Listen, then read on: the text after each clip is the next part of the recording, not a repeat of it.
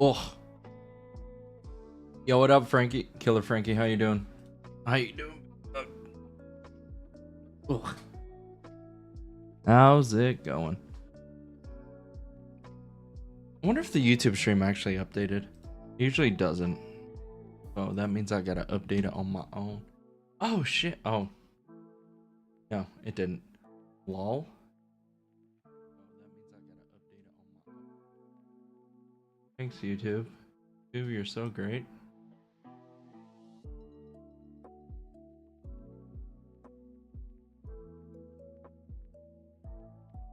God, congrats on the race. Thank you, homie. I appreciate that. It breaks my brain a little bit every time I see a new bug come out, but you know what? The fact that it's out is amazing. So we'll take that. You know what I mean? We take the wins. We take the wins.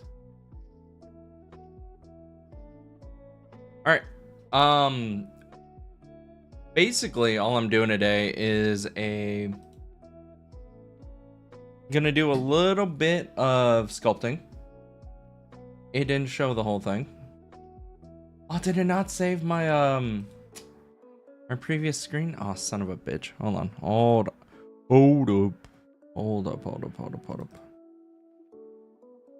Okay. Okay, now I gotta move you all the way down here. All the way down here.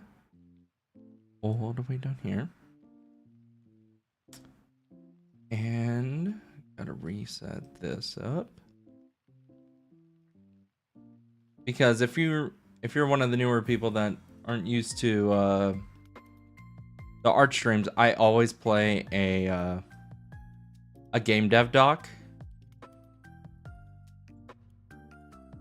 Just so we can learn new things while you're just watching me do fucking shenanigans.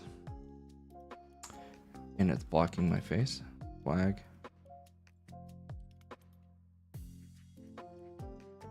What is this one? Okay, I can hide you. I swear I've done this before. Oh my god. Oh my god. Excellent. Bro. I'm so... Oh, it's in this one? I need to move down there. Ooh. Okay. Okay. And today I felt like watching the no clip doc on what the... I got rid of it. It does it every time you reset. Oh my lord. I thought I set all this up, but I was wrong. Yeah, we can watch the doc on Alien Isolation while sculpting. And then we'll play some Skate later. Everyone wins. No, shut the fuck up.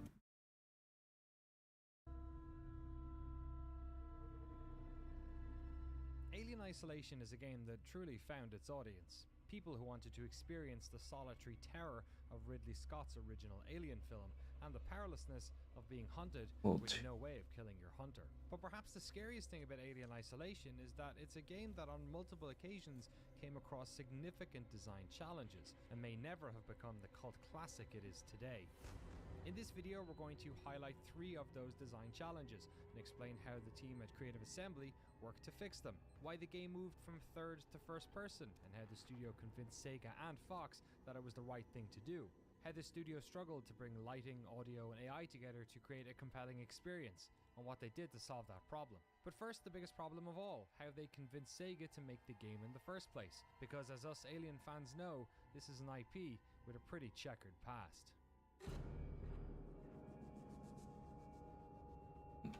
Too much. I just want like extra detailed noise that I might just push through with a texture. But before we move too far forward, I think we set this up real quick. Obviously saw the movie afterwards. 2048. The James Cameron 2048. Go back to the Nostromo and try and survive against that single alien. Like to... If you could actually distill that into a game, that'd be like nothing else. You know, And we've got to go for that. Sega kind of talked to us about the fact that they did have both the Olympic license and they were making 3 games based on the Alien license with Fox. is this the Iron Skull? Shit, maybe. They thought there was an opportunity. It'll be anything you want it to be. I'm actually. Have you seen the new Colonial Marines. And I know, so it's like a stream. What you're working on? So today I felt like doing a Halloween scene, like just a small one or like a Halloween prop. Have you seen the movie, 28 years later?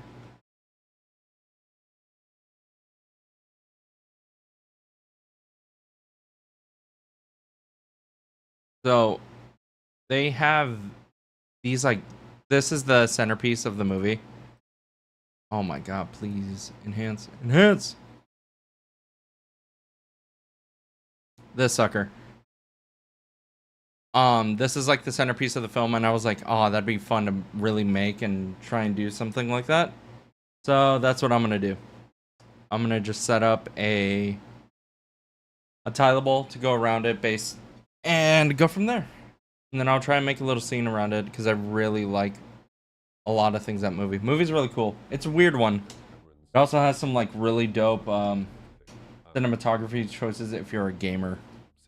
Like they literally have kill cams at the beginning of the movie. Haven't really been done in video games. The idea of a protagonist that you can't kill was unusual.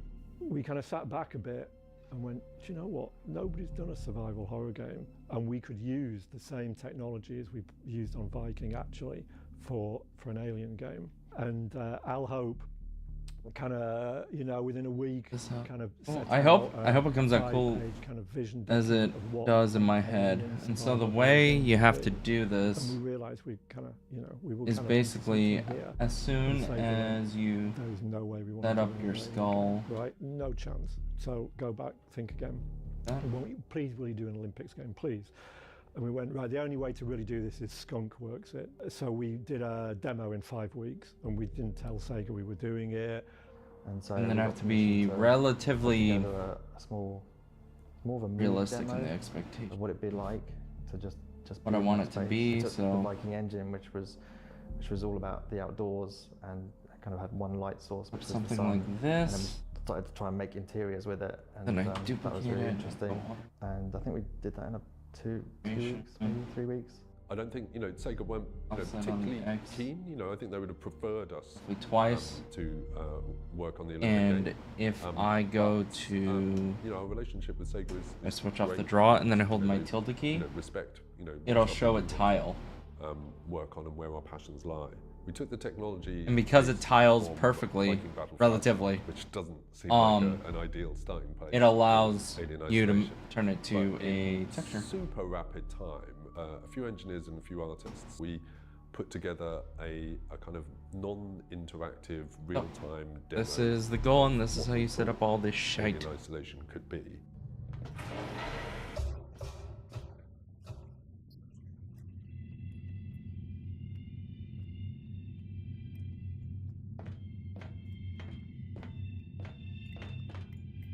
There. Up.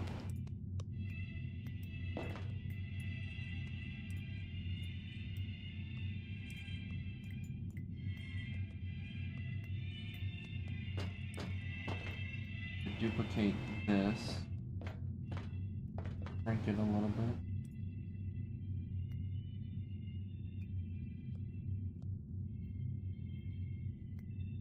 Rename this sucker to, where are It contains you? all the vision of the game that we finally delivered on for Alien Isolation. Your first-person character, you're kind of walking through creepy labs. We put all whatever. the classic, Future problem. ripped the music stingers straight out of the film. There were some face huggers on someone's face, and then they all come kind of like running around, jump at the glass, and freak you out. And then the alien comes down from a hatch and kind of does the jazz hands. I'll do the jazz hands. Does the jazz hands, fade to black because you're obviously dead. And we went in and we also did a bit of work with Sega in that we showed some of the actual games players at Sega this demo. And so there was a kind of voice of opinion. And the only already thing you that we really need eventually showed to the to execs at Sega. And make when we showed it to sure the are execs, they were duplicated like, oh wow, this looks pretty good. are the ones then on the everybody edges, around because them those go, are the ones "This that is a are great going to be game, it's gonna be tiled. great." Got people's eyes on it, and everyone instantly got what the idea was. I think that just shows the power of getting things on screen in front of people. Everybody that saw it was enthusiastic about it, and so that helps a lot. Yeah, I think that created a buzz within Sega, cracked through development, and then obviously Colonial Marines came out, and all of our marketing and PR was based around showing the game rather than showing any videos of potential footage from the game. So yeah, everything that we showed the public was always from the game, so that we kind of made sure that there was no smoke and mirrors with regard to marketing for that. In the early 2010s, first-person survival horror was a genre that was relatively rare outside of the Amnesia series. Alien Isolation was in development years before the release of Outlast, PT, or Resident Evil 7 had made this genre more commonplace. So while the original pitch video for the game was And then I in always a just first-person keep switching perspective, back and this forth. was somewhat down to the fact that it would have taken too long to model and animate a character. And to get the project greenlit, they switched perspectives. But as production progressed, the team began to realize that there was something missing from that original Skunkworks pitch. At the time, survival horror was third person, and it was hard to justify doing it in first person when there's so few benchmarks. Interesting. I think at the time, in order to get the game made, I guess I compromised and said, okay, we'll do it in third person. Yeah, it was in third person for a long time, and it was, and like I said, it was a good experience. It was a good experience. It was fun, but it was a different experience.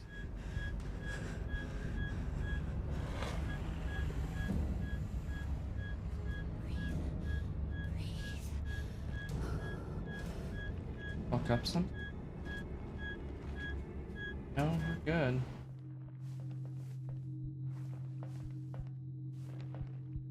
Walk.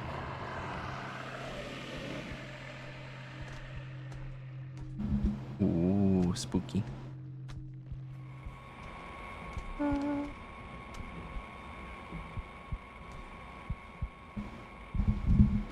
Ugh.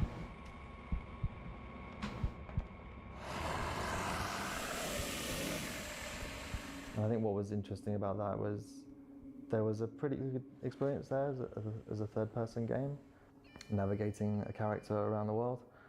But it was the team who kept looking at it and coming back and saying to me, "There's a different and a better. We think a better experience." And so we hacked the camera, so it was stuck to the character's head. And just immediately, and suddenly the world just came alive as you were experiencing the world directly and the alien directly, and we just had to. And I we can had just had to get bed back to first him person. a little bit. So we have to convince ourselves within the studio. We put a lot of time and investment. We build a lot of our own technology, so that's a significant decision to make.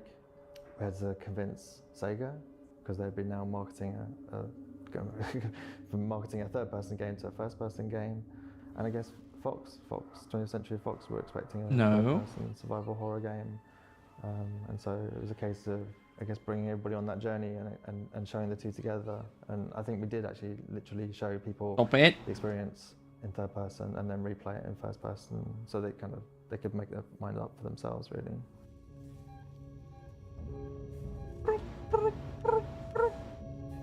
We created a dynamic lighting system with real-time radiosity, so that we could alter the lighting at any given point and still keep a high degree of realism. And that lighting system is still bleeding edge, and no one's really doing that even now.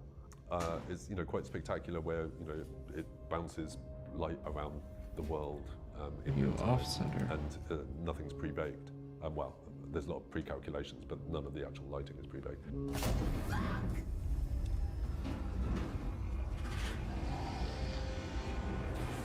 I can adjust We these. created audio systems so And that like really go the into it and have the transmission of variations all the way audio through. From one space to another space included all of You the kind can of create a appropriate lot of reverb, really cool transmission as well, so that you could understand blends spatially between. where the alien was and where noises were going off in the world. And the scripting system which we wrote in order to kind of create that kind of first-person experience, and the AI that we wrote for the alien was pretty groundbreaking as well in some respects, because most AI characters in video games, you see them, you shoot them, and within 2 to 10 seconds You always want to keep dead. everything Whereas the alien, super of course, duper. doesn't die, and so Because if the you alien don't, you get a lot AI of is very long-lived, issues. and we have You get a we have lot of issues. multiple layers to the AI there, where we have a kind of the low-level kind of making the character look beautiful stuff. We have the kind of mid-level attacking you and running around, and then we also have a much higher level AI, which is kind of in sync with what the players. Oh Jesus! Holy shit! Swordbolt! What the fuck? For 5 minutes, then the What the hell? will ambush Man, you caught them. and, Man, you're hide gonna somewhere raid me while and jump I'm out. just And then sitting go off around and doing art. the note. I'm not even doing anything cool. I'm just making art. How you doing? How y'all doing? What the hell? Where are the duck? Oh shit! Hold on. Let me get. Hold on. Hold up. Ugh.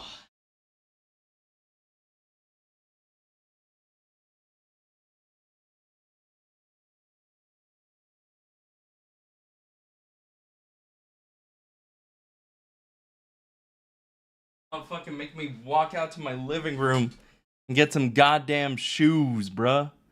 Give me some goddamn shoes? Person caught me lacking. I literally logged off work and then logged on to do this. It was just a back-to-back move. How y'all doing? How's the previous stream? Those should never come to skate. TBH, that's what I'm saying. Like, I feel like Nike Dunks and Dem Bones overrated. Excluding the fact I'm making a skull wall right now. Preaching to the choir on that one. How y'all doing?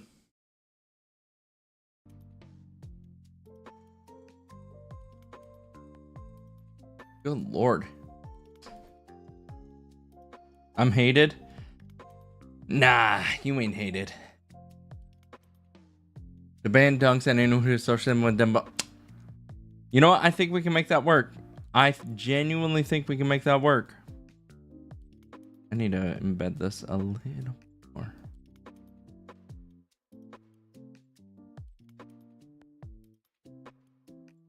And powers haters make you famous. True.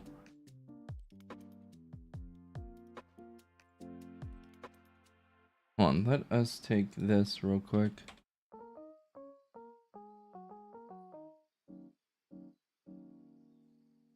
I want to make it more damaged asset. BCB. Do.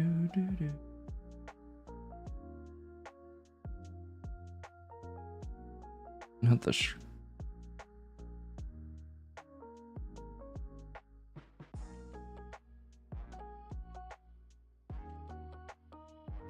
Oh, we could get like some gross skulls. You know how like some people get the weird bone disease that like makes their stuff inflated a little bit. Jesus. Jesus. I forgot that sound. The fuck is wrong with me? I'm over here stroking my dick. I got lotion on my shit, man. I'm a fucking freak, man. I'm higher than giraffe pussy. Oh my god.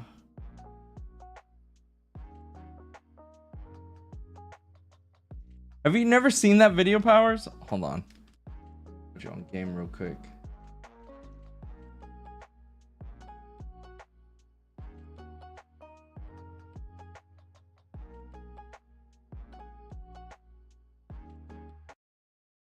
And I want you to make me a Krabby Patty! Response. I'm over here stroking my dick. I got lotion on my dick when y'all be stroking my shit. What?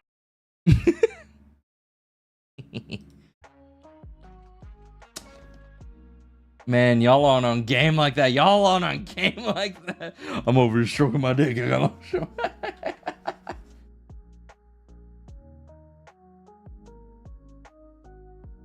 Do, do, do.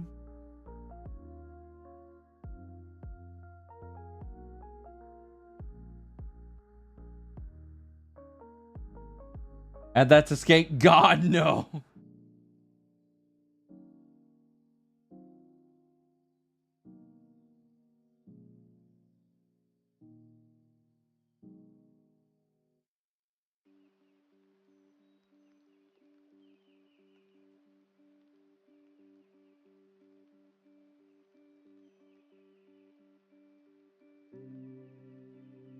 It sounds... I love the idea of that being an emote sound, but I feel like I immediately get shot out the room for pitching it. Oh no. Too sharp to bake. Move this out. We want some chip damage, but we don't want it to stretch out the mesh.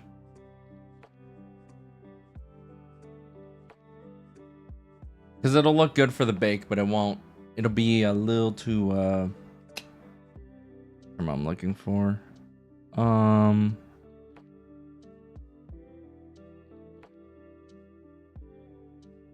little too noisy.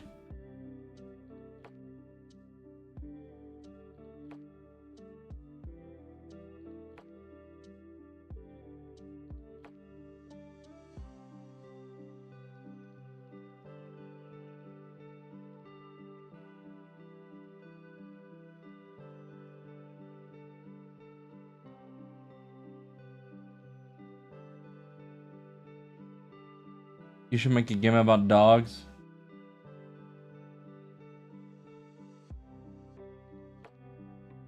They bark, they shoot beef.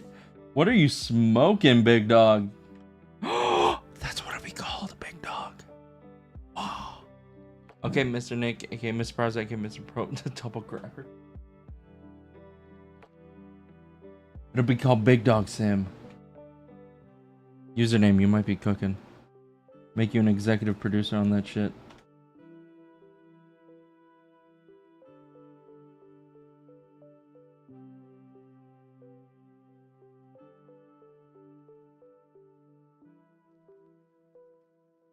A friend of mine just went to France and they went into the catacombs and just sent me a bunch of references for shit like that. Did you ever play Battlefield with your Discord server? Yes, we did. We played a lot of BF1 and Battlefield 6. When Battlefield 6 came out, we did quite a bit of it. That was fun. I want to do that again when 6 actually drops. Imagine this, like, slightly overlapping with this. That would be rad. Fuck, I missed it. It's all good. There's gonna be plenty more. There's gonna be so much more when 6 drops. This is a... I want to extend more community days with everyone that watches the stream and all that jazz. I think... What's the point of hanging out with people if you don't actually play with them? You know what I mean? Like, what's... We gotta play Battlefield 6? Oh, most definitely. Most definitely.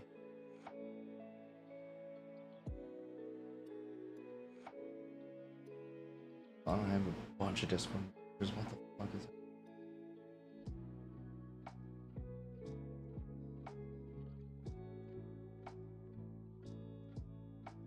Sure.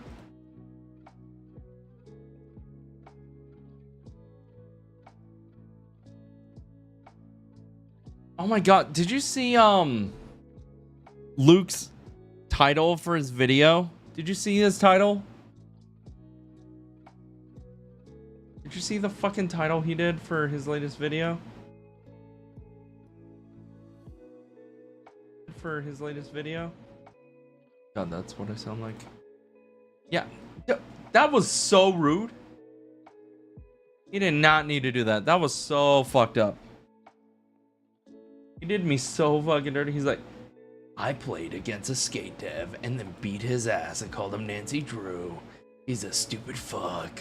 Verbatim. I don't know why he said that verbatim, but crazy.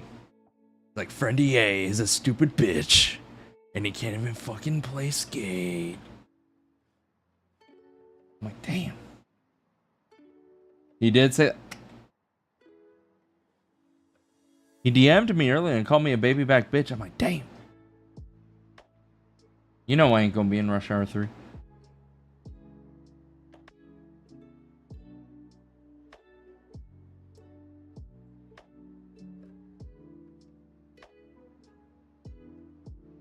Get that right there. Go on the Y. It be your own community.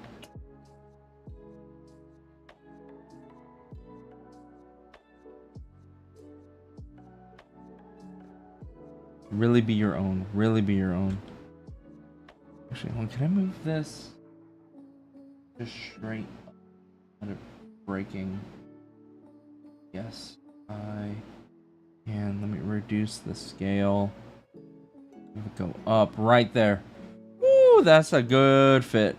That's a good fit right there. And then I just have to get it, duplicate it again. Set the symmetry all the way down. That way it's consistent. Ugh.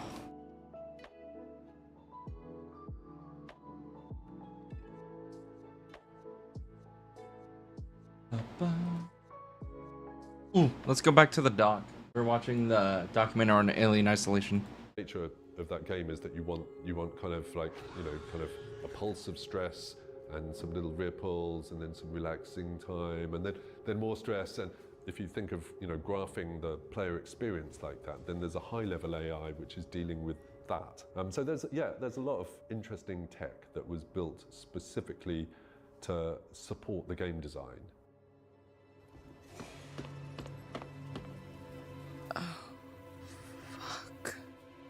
The trouble with designing many games is that it can often take years for the various pieces of the game to come together to create the intended experience, and this can be even more terrifying when your game is attempting to break so much new ground.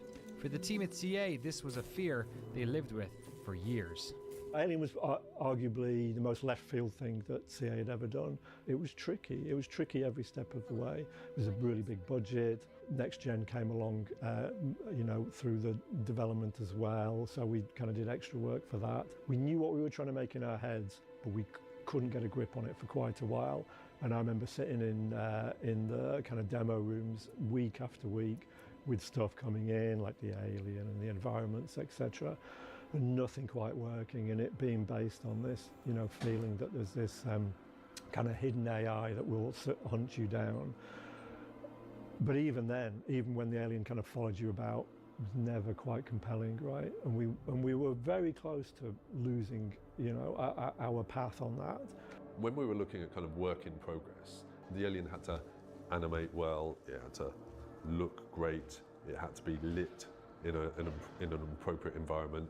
The audio had to be there, the music would have to be there, but all of those things have to come together to create that experience. And if any of them are off or any of them are missing, which of course they are during development, then it doesn't work. And so we're kind of, you know, as we're testing the game, we're kind of like, you know, playing it and we're kind of like, yes, all right, you know, like, yeah, kind of, you know, yeah, not bad.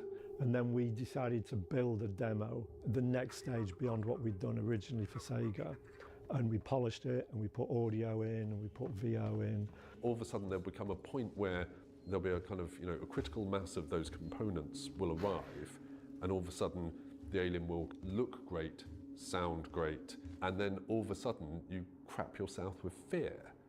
And only by doing all that did we realise that's the game. That it needs every element of that, the audio, the lighting, and the AI was just starting to I should have moved that one. And we were seeing people go in and play that demo, you know, on their own behest because it was fun and it was different every single time they played it. And it's interesting that your mind it's very difficult to project what that's going to be like until all of those elements are there. It required an enormous effort from a really talented team and a lot of belief. And I think for a long time we weren't sure we were doing the right thing. I mean, it was going to EGX Rezzed. I think it was the first time we showed it to the public, and that was I got my pancakes. I'm ready for 24 hours. Okay, Are you streaming for 24 hours, or I'm streaming for 24 hours? Niche game, and that was just. What do you mean, amazing seeing no? people, players and gamers. I have from, I have to every kind of work. taste No. coming in, playing the game. Hell no. having I would love these to do really one though. intense experiences, It would probably run be by for a working out charity the stream booth, though. only to have to come back to pick his bags up. Just standing there watching people get caught by the alien, yelp. You can work. Take their headphones off, kind of look around with a big smile on their face, and put the headphones back on and try again. That was wonderful. And it was at that point I was thinking, yeah, okay, this is it. I always wanted to we're on do. the right track. So there's this things called game jams, where like you have 3 days to like make a small indie game or like just a small playable so it's no game. surprise that this community has been demanding a sequel ever since. And I'm sorry I've to say always that from wanted our to time do talking to Creative Assembly, there was absolutely no a stream indication where that a new Alien it's me Isolation and was in two the other, works. a couple of But other as you may have developers seen in from a our full room, documentary on the history of CA, and the cameras are this just going isn't a studio 24 that's scared to innovate. And so it's my hope 24/7 or 24/3, carry on into their future projects. and then we stream the whole game jam until we get something playable. Games being magic, I think that's. I think one that of would the- be that's a really fucking great example. insane. You start from an idea, just a really high level idea about what's it like to survive against Ridley Scott's original Alien, and then 10 years later, 5 years later, after the game's been released, that people are still talking about it and kind of wanting more. You know, I think we all look at the subreddit and read the comments and the feedback and it's great that it's found an audience and who really embraced it. Every single piece of studio communication, just about the first reply in anything is Alien Isolation 2. It's kind of like, here's a picture of Creative Assembly's summer party. Yo, what up, The Hurt? first reply is usually Alien Isolation 2, please. And so it's amazing that that there is a group of people that absolutely love that game. How are you doing, Alien big Isolation, dog? I think is not for everybody, and you can understand why some people would not enjoy it, because it's like the original film, it's kind of slow paced and it's not about shooting and I'm good at corn dogs. thoughtful Shit. things, and it's about Love a good fear corn and, dog. hiding in cupboards and under tables and things. Some people are not going to enjoy that, and that's fair enough. There is a core group of people that absolutely love that game and put it at number one of their all-time favorite games. And so Let me delete this one. creating something quick. that does Control, have delete, such love associated with it I is get this. amazing. Yeah, it's very, very cool. duplicate, deformation.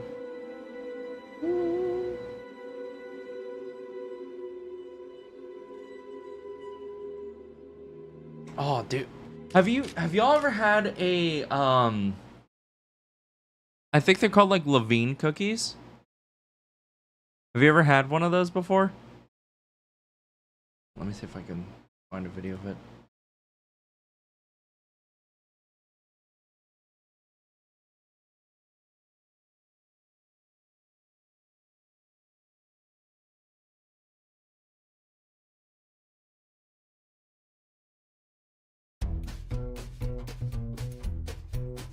If you're wandering around New York City and have a hankering for a sweet treat, there's no better place than Leven Bakery. Oh, Leven. My bad. Locals and tourists Nick only eats flock here pancakes? for the world-famous cookies. You know what? I respect it. I've heard they have the best cookies in all the world. I think it always goes waffles, pancakes, French toast for me. And I am ready to eat all the different kinds of cookies. We all know that the chocolate chip walnut cookie here is the best chocolate chip cookie in New York City, but how do the other 3 cookies taste? Are they equally as good as the chocolate chip walnut? These are all questions that I have posited in my brain, and I'm here to answer those questions. You can find the cookie on multiple best of lists, and it even got our vote as the best chocolate chip cookie in New York City. There are Waffles 4 are truly types the of goat. cookies: Facts. chocolate peanut butter, double chocolate, oatmeal raisin, and chocolate chip walnut, which is Levain's top seller. Every day, the cookie dough is made in Levain's Harlem location, then shipped to every other location to be freshly baked. We get 2 people to get the bowl because it's so big and heavy Pancakes, with all that Nike dough. Dunks. And carry it over to the table. We weigh each cookie by hand to be sure that it's 6 ounces. And then we put them on a tray and wrap them with plastic wrap and put them in the refrigerator until we're ready to bake them. Every cookie that you get when you come to Levain Bakery is probably going to be less than an hour out of the oven.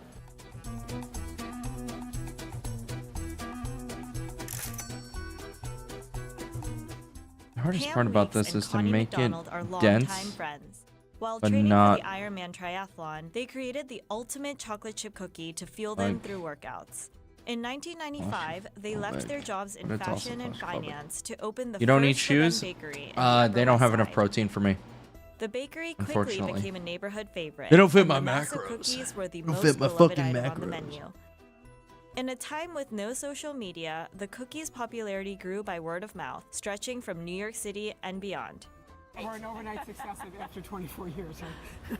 Fast forward almost 25 years, and you can find perpetual lines of tourists, marathoners, and seasoned New Yorkers at all 6 Levain bakeries. Very good. My mom, I think, makes really good chocolate chip cookies, and this is very thick and doughy, which is what I love. It's no surprise many bloggers and YouTubers have attempted to imitate these famous cookies. But the original Levain cookie recipe is top secret. Anyway, so my wife, while she was at the office, someone came by with someone made a bunch of duplicate versions of this cookie, and she came home with one that's this fucking big. I ate the whole thing, so I'm just heavy breathing. It was delicious. It was so good, but I'm just oh. It fucking phenomenal. And I also think you can get them shipped throughout most of the US. So if you ever get a craving for a bougie ass Thickums cookie, or just do the recipe, it's good. 500k subs.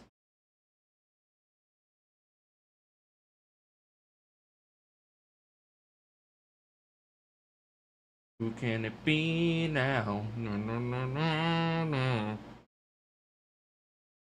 Be now.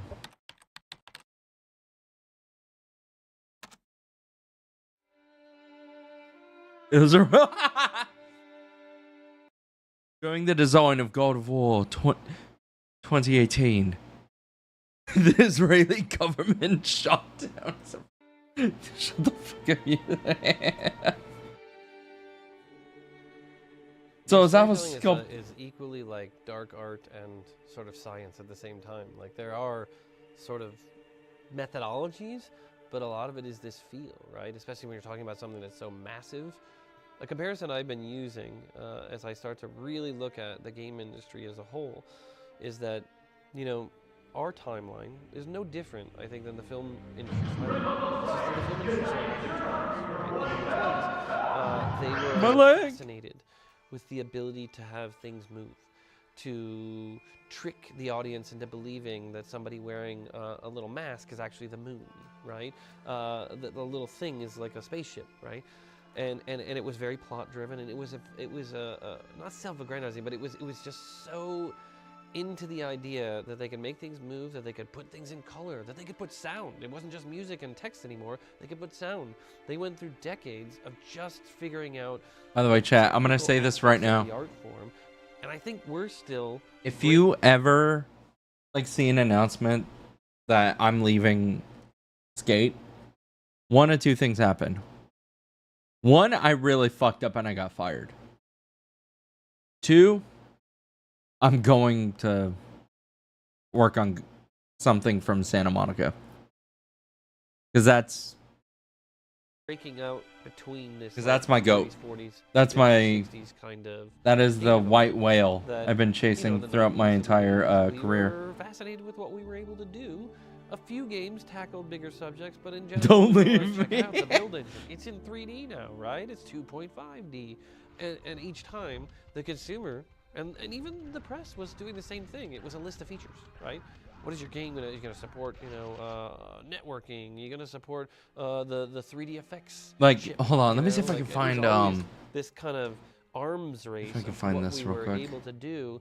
That did focus a lot on back-of-the-box features. That did focus on, you know, what is the total gameplay time, which we're still pretty obsessed with now. There are a lot of independent, smaller games that began this movement. God, that's so loud. Who did that one? I remember the most that spoke to the largest group of people. Oh, who did that one? Who do I have to yell at? So I know the Oh, that was guys Powers. very Oh, excited to that say was they were so the ones loud. that they were the ones that I think made the largest splash. That suddenly made it okay to tackle, you know, subjects that made you care and empathize with other characters. That made you feel something other than fear, tension, or anger. Right, and those things were present, absolutely. Like, look at some of my earliest work. Feeling, such a when I was learning how to do everything. Like,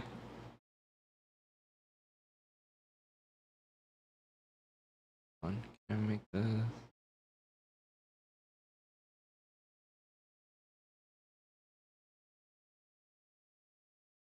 Like, this is just straight up a knockoff of me trying to learn God of War. Like, it is so bad. But it was forever. Participated in something. You've gotten to know two characters through a very arduous journey. That to me, that was that point, and I went, okay, audiences want this. Right? They are clamoring for something more. They want to spend time playing something. They want to spend 30 hours, 20 hours playing something. Then they want to feel something. They want to connect with these characters and feel like joy as much as sadness.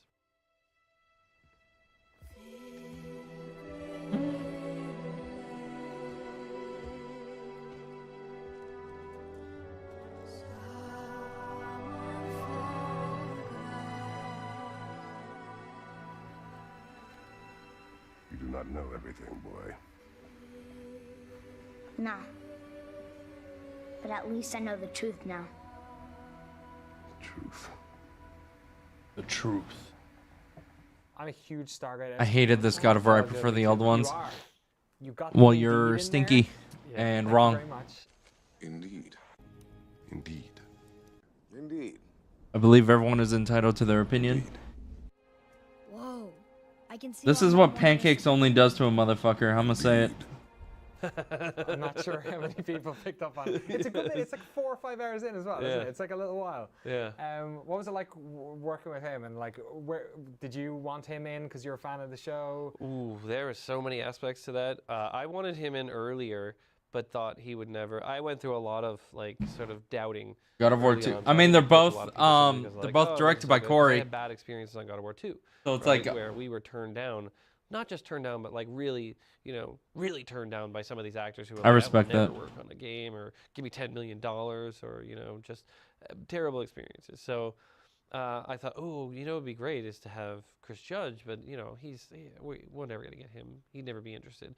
And then we sort of forgot about it, and we struggled to cast Kratos for a long time, tried to find somebody that physically was in the same stature, but also About could this is act, Red Dead 2. right? Red Dead And 2 is that so was good. an easy thing I to fucking find. love Red Dead 2. And we ended up getting an Oh yeah, external, that'd be another one. casting director. If and she said, you know what? if I just disappeared I get and what then you want. see This me is at what you Rockstar want on or the phone San for an Diego, hour. it's like, She's like, okay, I kind of get it. like, I get what oh, you want. How about I do think this? I know Do what they're one thing. doing. I'll bring you a couple of curated tapes, and then we can talk about those and see if I've hit the mark. He was in the first group, right? And I was like, he'll do this? Really? She's like, yeah, let's bring him in. And come to find out, he had the same experience of like, he didn't know it was a game. So, and he thought to himself, I probably would not have done it because he didn't want to audition to begin with.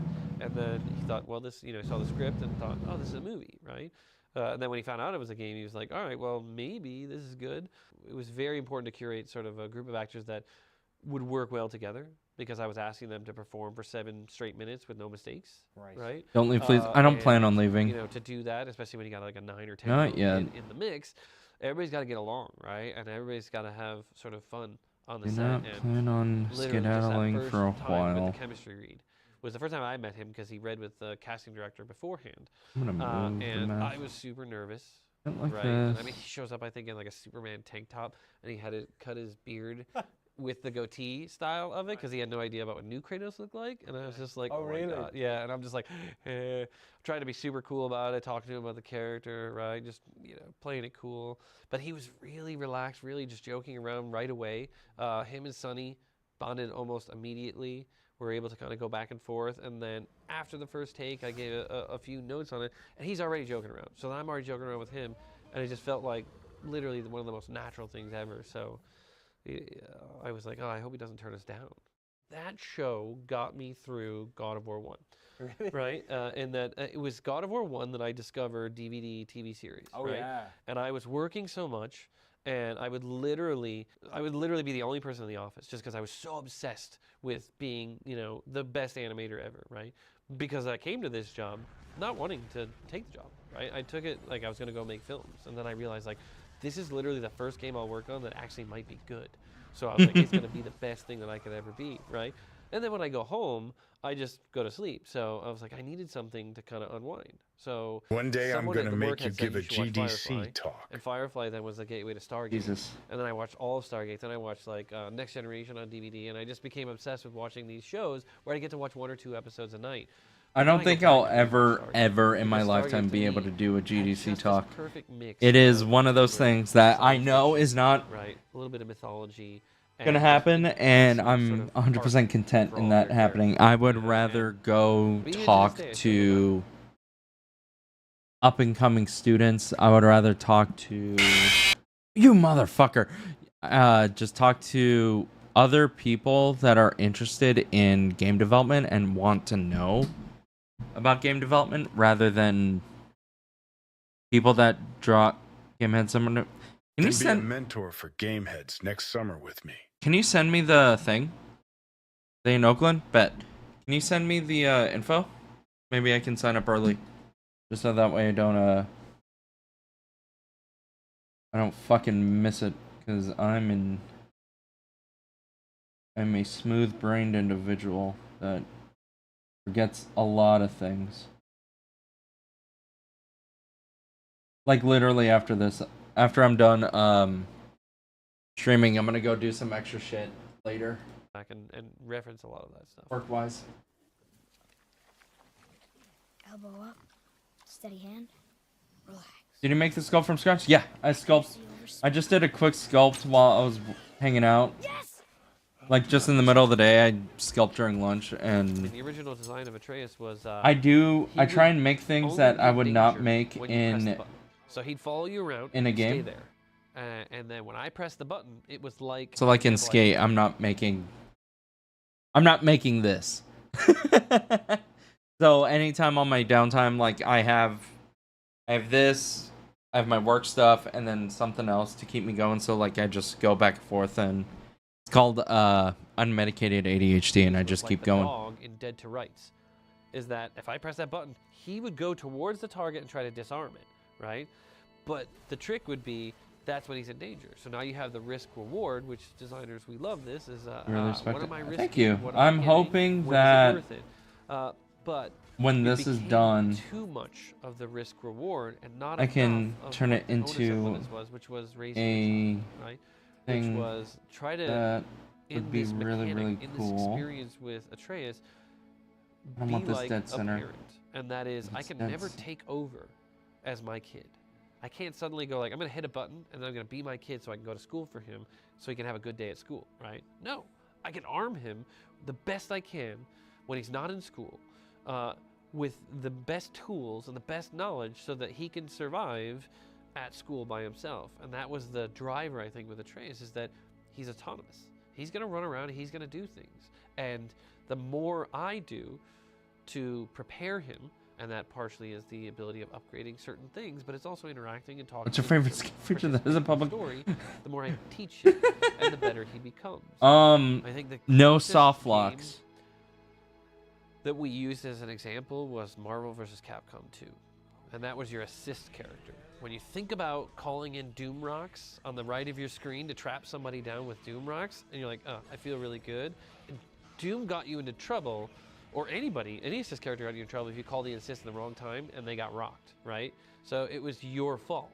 And I thought, okay, that is the driver behind this, is that he's never going to run out ahead, get killed, and then you die. He's never going to break stealth or anything like that, and you die, because that would make you feel like the designer or the game cheated me. It's weird because if you ask about any W feature? I have a huge list of things that I messed up. No crashes. But those things also became 100% stability, no matter what. A perfect 10 out of 10. That's the big thing that changed. We cut a lot of bosses, a lot. You know. So far, my favorite thing about launch though is watching people switch up on the game so fast. That's my favorite.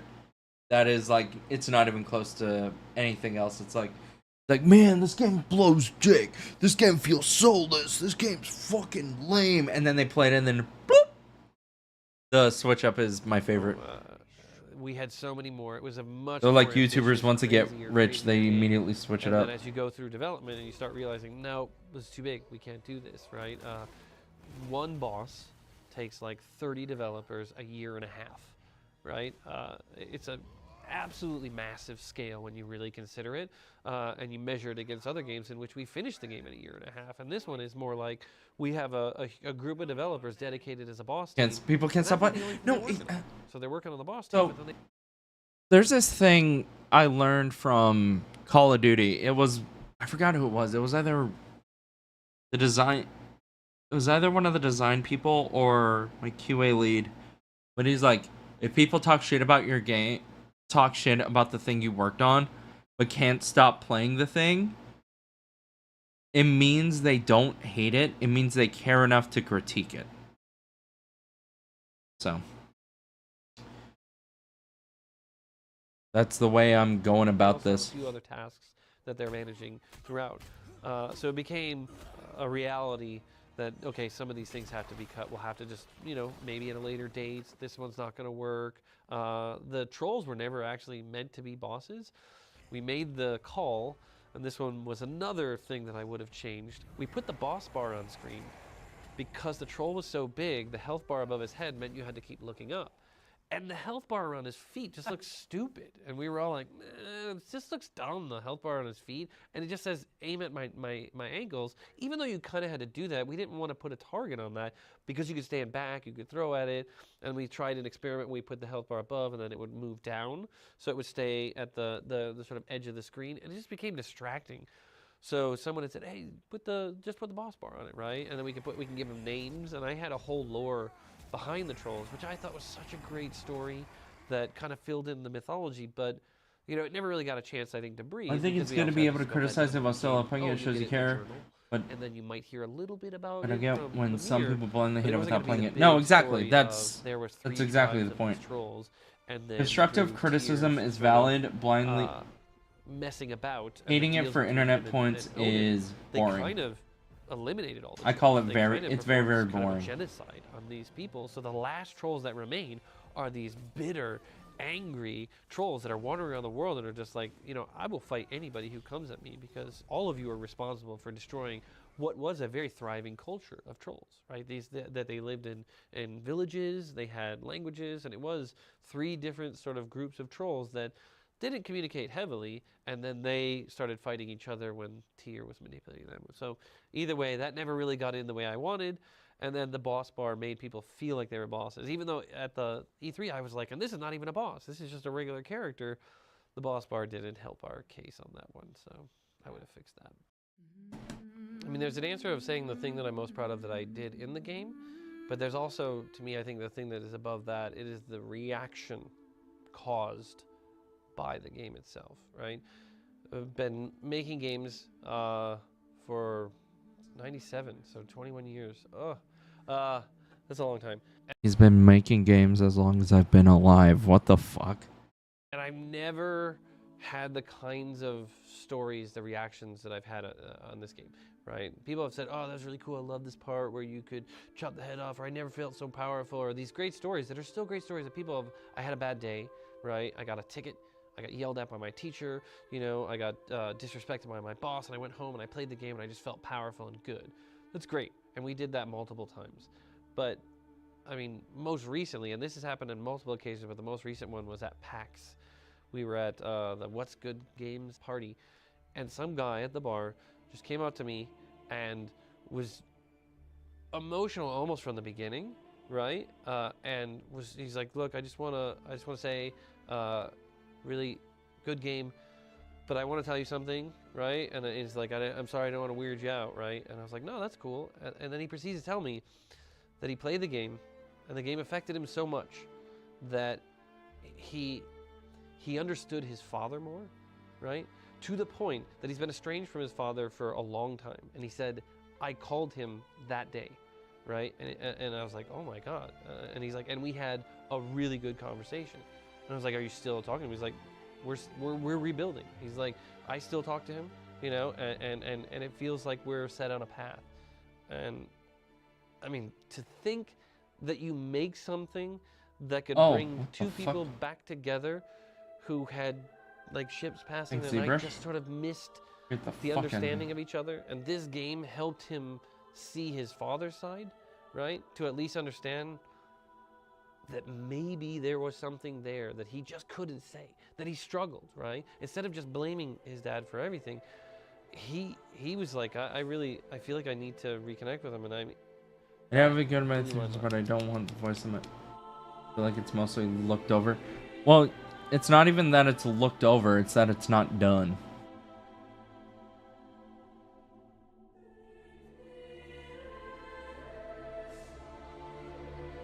I mean, that's the whole point of early access, right? But that's also the issue with early access. Whenever people are playing it, you're gonna look back at it and be like, why isn't this fully done? Why isn't this in the game? Why isn't this in the game? Why isn't this?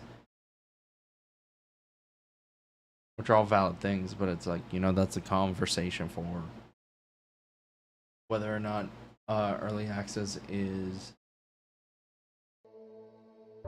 the move for most things. Quite frankly, I'm against early access, but you know what? I think the game was in a hole long enough.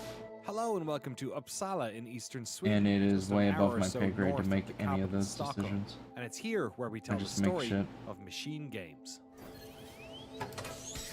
Machine Games has been one of Europe's strongest game design exports of the 21st century, helming the remarkably successful reboots of Wolfenstein and 2024's Game of the Year contender, Indiana Jones and the Great Circle.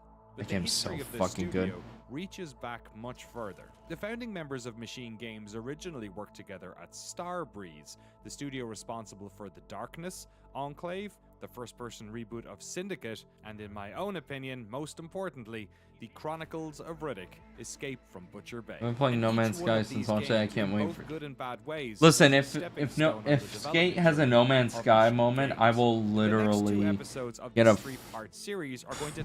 I'll get a Christ Air tattoo. Indiana Jones respectively. But today on the first episode, I'll get a Jesus Christ tattoo to explain how Machine Games came to be. Our story starts in 1998, where a handful of young Quake map makers have been hired to work on a brand new game that will never see the light of day.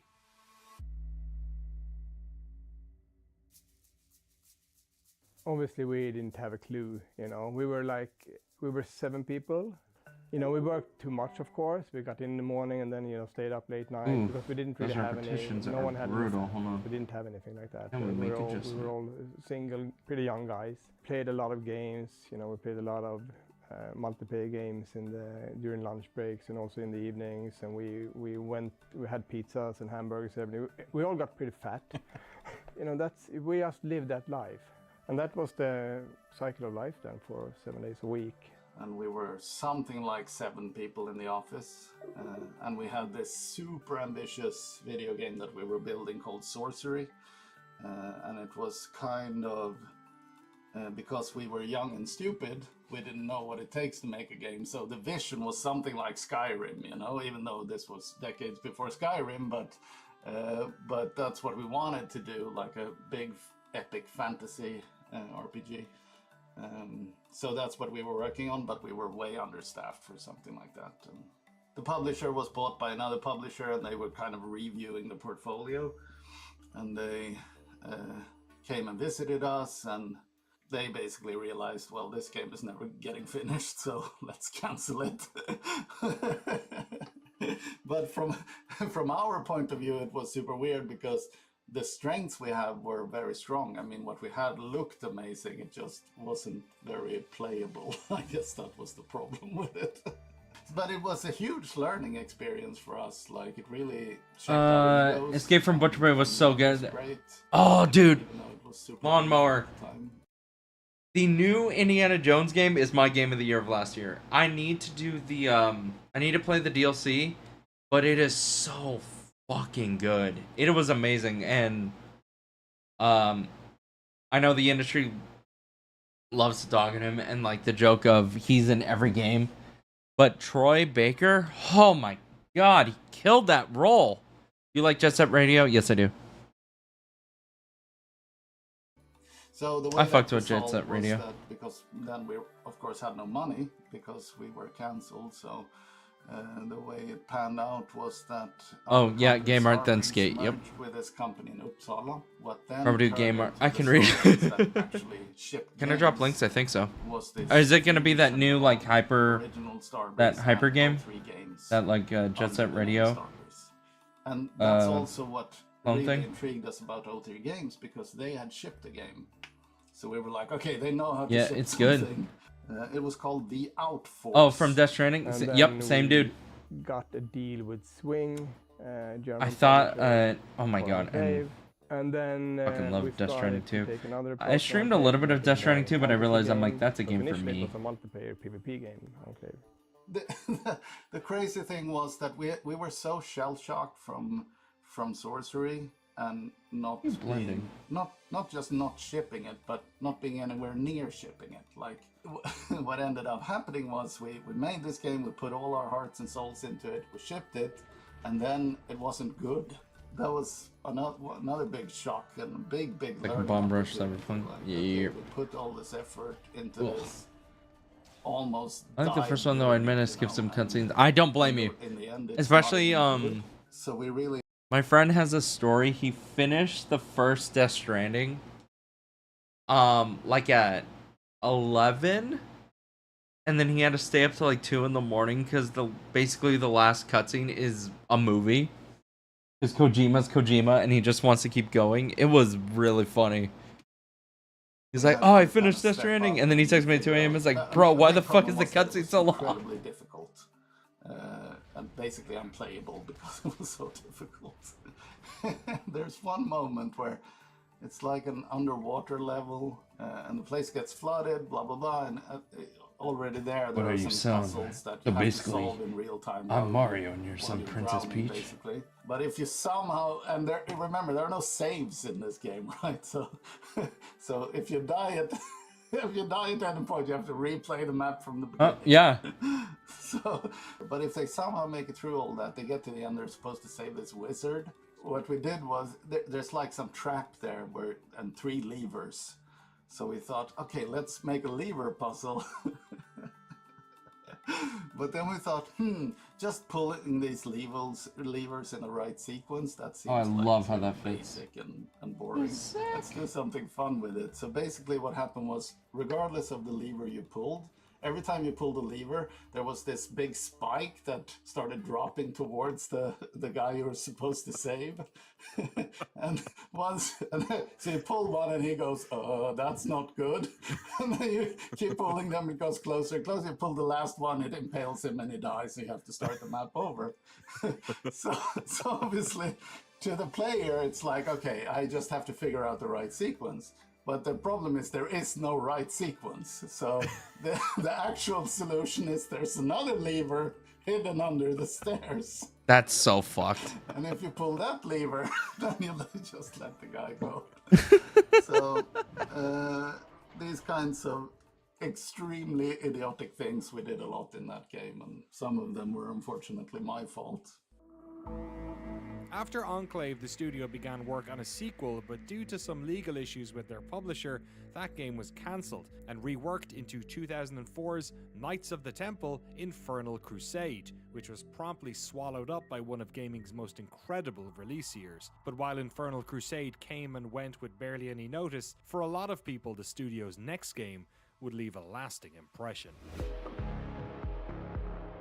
So Riddick came about originally because we had a tech demo.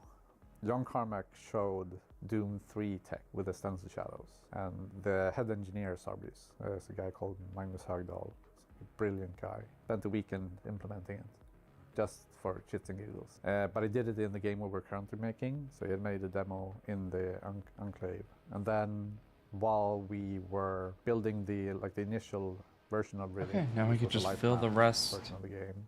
Fill the gaps. Oh. Getting the technology so we could do the per pixel lighting and shadow stuff that we ended up shipping with. The Starbreeze engine and the work Magnus did on that, especially when it comes to stencil shadowing, was a big deal for us because, and I think the most important thing for us that was to be able to get that in and to work with that for the Riddick game and also release it before id Software's Doom came out. So we were the first in the market with that type of tech. So that was a very big deal for us, actually. And then I was the fortunate person that had to try to get all that working on the PS2 version. And that hardware wasn't really capable. If you look on the compatibility stuff that Xbox has been doing fairly successfully, Riddick is one of the games that still isn't doable as back compat because we didn't actually follow the rules.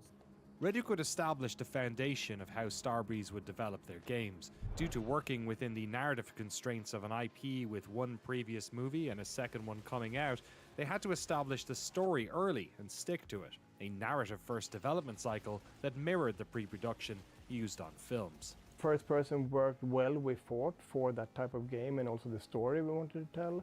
Because we didn't Everyone should join this, by the way. Everyone on the Twitch side, hit ! join. You get the free 10G shit.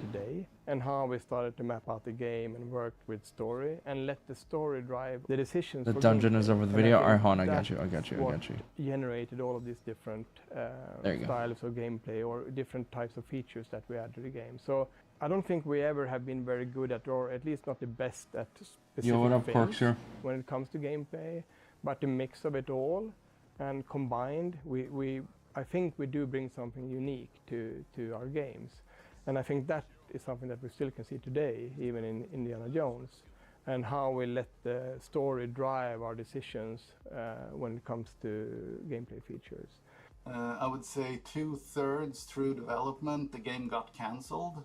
But no, our publisher guy didn't tell us about it. Okay, wow. What, lol? Kept going. We kept going, and because back then, if you released a movie license game, the whole purpose of that was like a marketing tool for the movie. And fortunately, the movie studio needed that component as part of their marketing plan.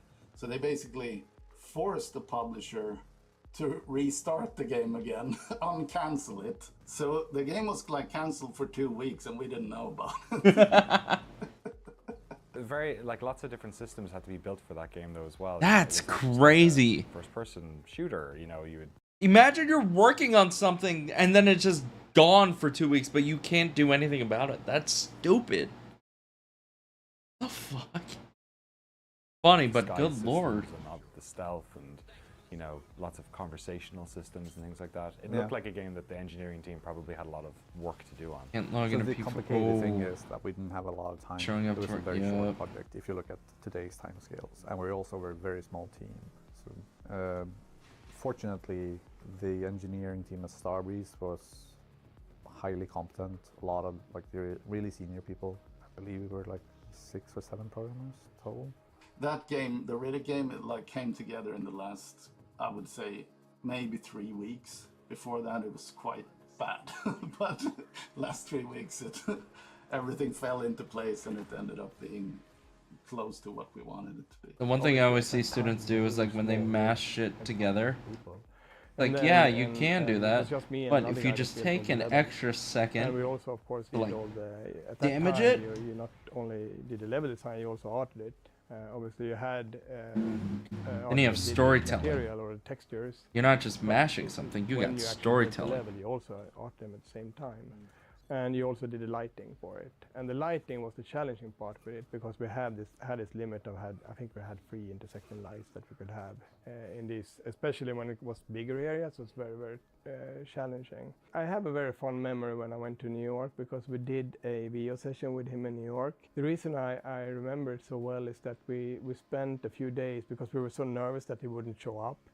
We knew that we had a schedule that he was going to come to the studio, and we sat there and waited, and eventually he came. So everything worked out great, but we were very, very nervous about it, because this was our one shot to get it. Haley says you owe him. He should get that money from you, Riddick. You screwed my bet on Rust when you downed him. You screwed yourself by betting against me. And I think one thing that I remember that was fun was we had once a visit from Vin Diesel there as well. So he came to Uppsala, and we were on the balcony with him, and we had a cigarette, and stood there out smoking on the balcony, and we have people coming by and looking at up, and I think someone recognized him. And we also went down to the pizzeria. Sometimes we go there today. And then we come in there, and then this guy behind the bar said, "Oh, Vin Diesel was here in the pizzeria once," you know. So they still talk about it, which is pretty cool. That was a hugely fun experience. There was a lot of kind of technical progress on it, and we really kind of leveled up in terms of our game development skill. And you know, there was, as always, there was a lot of drama too. But you know, that was the first time we put together something that we kind of understood what we were doing, and we were able to ship something that we were proud of and that people liked, and it was a good experience. I think we need Catacombs and Skate. With Riddick, That would be have cool. established themselves as a premier studio. They had That'd be taken terrifying, but I advantage think of that'd be tough really, really external cool. IP and wrapped it in an entertaining game with novel gameplay systems. And they had done it in breakneck speed. Riddick didn't break any sales records, but it Alright, left an now impression here's and where we given do. the studio more Here's where we do a experience test. So working I'm on gonna show console. y'all something. First, I'm gonna save. So if you're new to anything ZBrush and you just want to know how it works, let me save this shit to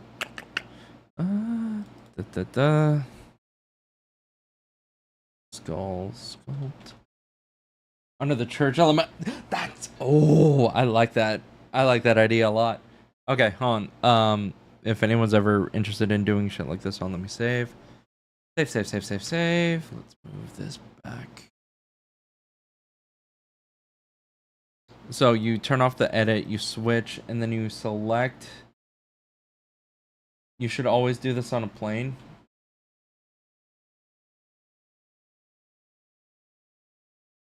Then you hold the tilde key, the little squiggly, and then you aim off screen, and then you just check and see if it tiles. So you see this is a little off, so that's an issue. Now we have to clear. Draw this out again. Go to edit. Make sure it's fully set up. On a plane, but I can't afford to fly. Ha! For time. And there you go. You have a flawless, seamless texture. which is really cool. The Mummy Nike Dunk SBS. Oh, that kind of fucks. Alright, hold on. Let me rename this. This will be the bake plane. And then you just have to clear again. This up. Nope.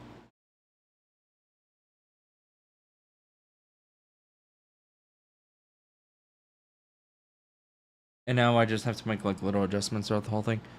Alright, I'm gonna go to the restroom real quick. That bit easier. BRB, I'm up this.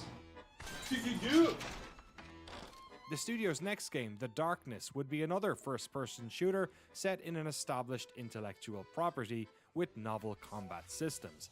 In typical Starbreeze form, they ran into trouble with who is paying the bills on this project. The original publisher, Majesco, dropped their support of the game midway through development, but Starbreeze struck a deal with 2K to complete the game. It was around this time that some new collaborators joined the team. I was applying for internship at Starbreeze, and I got the position due to I did a demon generator in Flash where you could randomize the demons, and the current art director, he thought that was cool and was like, yeah, this is a good fit for Starbreeze. The first one I worked on was Darkness. Okay, so what were you doing? I mean, were you hired as a concept artist? Yeah, so primarily I started to work on demon designs and some environments of spooky castles and other things. But yeah, it was a very, very cool project.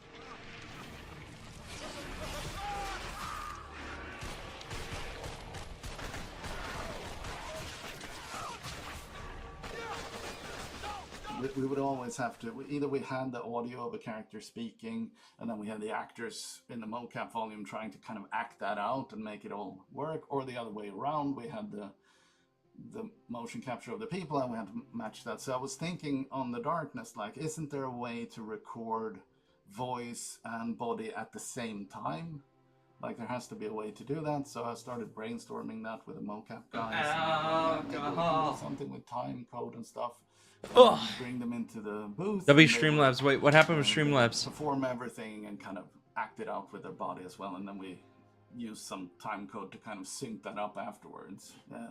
It wasn't sophisticated enough where people would be interacting with props or each other. We couldn't have two people in that volume. Oh, because Streamlabs says, hey, you should follow. Oh yeah, the sub with Prime thing. That used to be a lot more frequent. I turned that shit the fuck down. That was an adaptation of a comic book, and we did our own take on that. How long have we been going?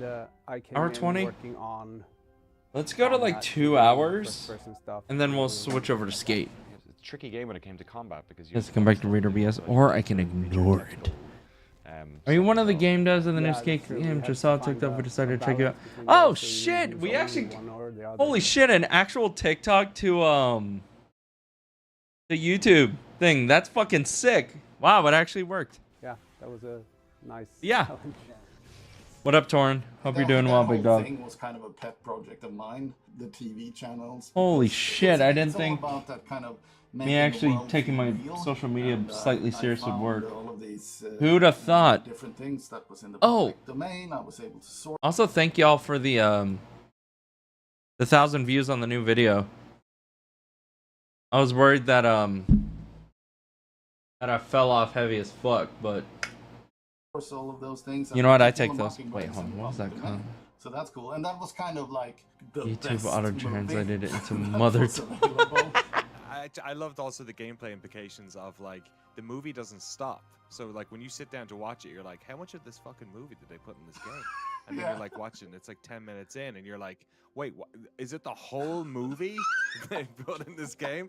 And then you feel bad for like, because you have to, there's a prompt I think to like get up and away from Jenny, you know what I mean? So it becomes this weird game of chicken between the player and the developer. The man loved the game by grinding it. I can't what you can say. Will there be escape mode ended? There's a lot of.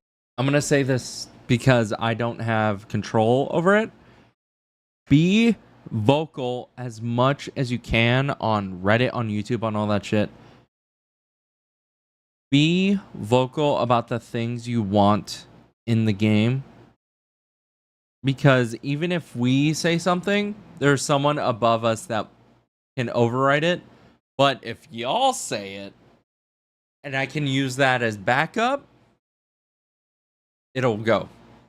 Does that make sense? Does that work? How vocal? The way y'all are doing now.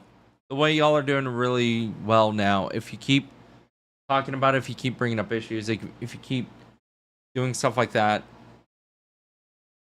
can you get more blue skin? Yo, blue! You made it blue.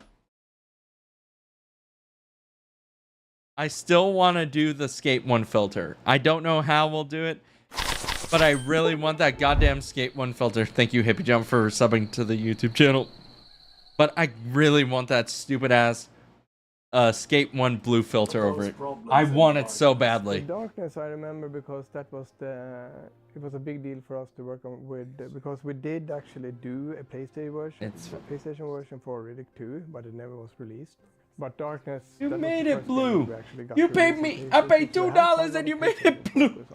But what I remember most is I wish there was some of the mistakes. ZBrush needs to make a random modifier for making groups. Challenging and tough crunch How period. many assets are there? And I think a big part of that is also there's a lot.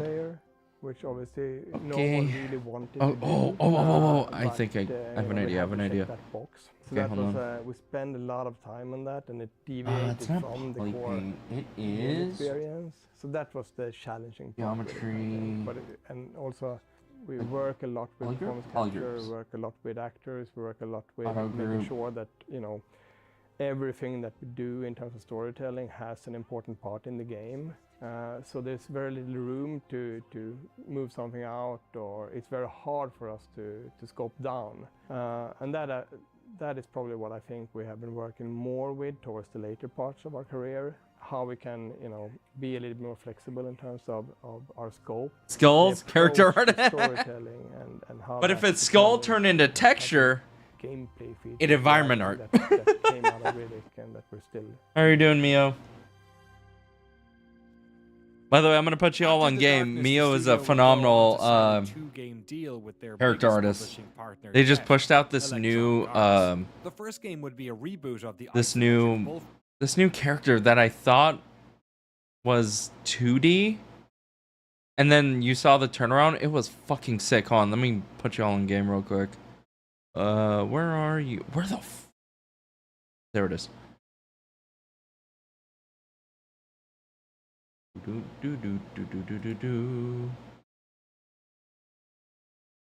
Thanks, babes. I'm just showing how long you stay. Fuck.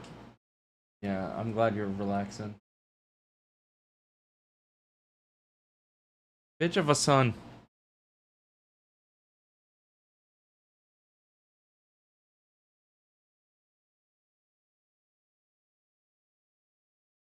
My cat right behind me yelling at me. Look at this. This is shit. Hi, Rena. Wanna say hi? Look at this. This is so sick, actually.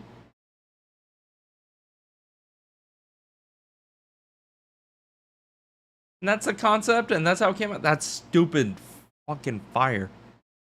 So good.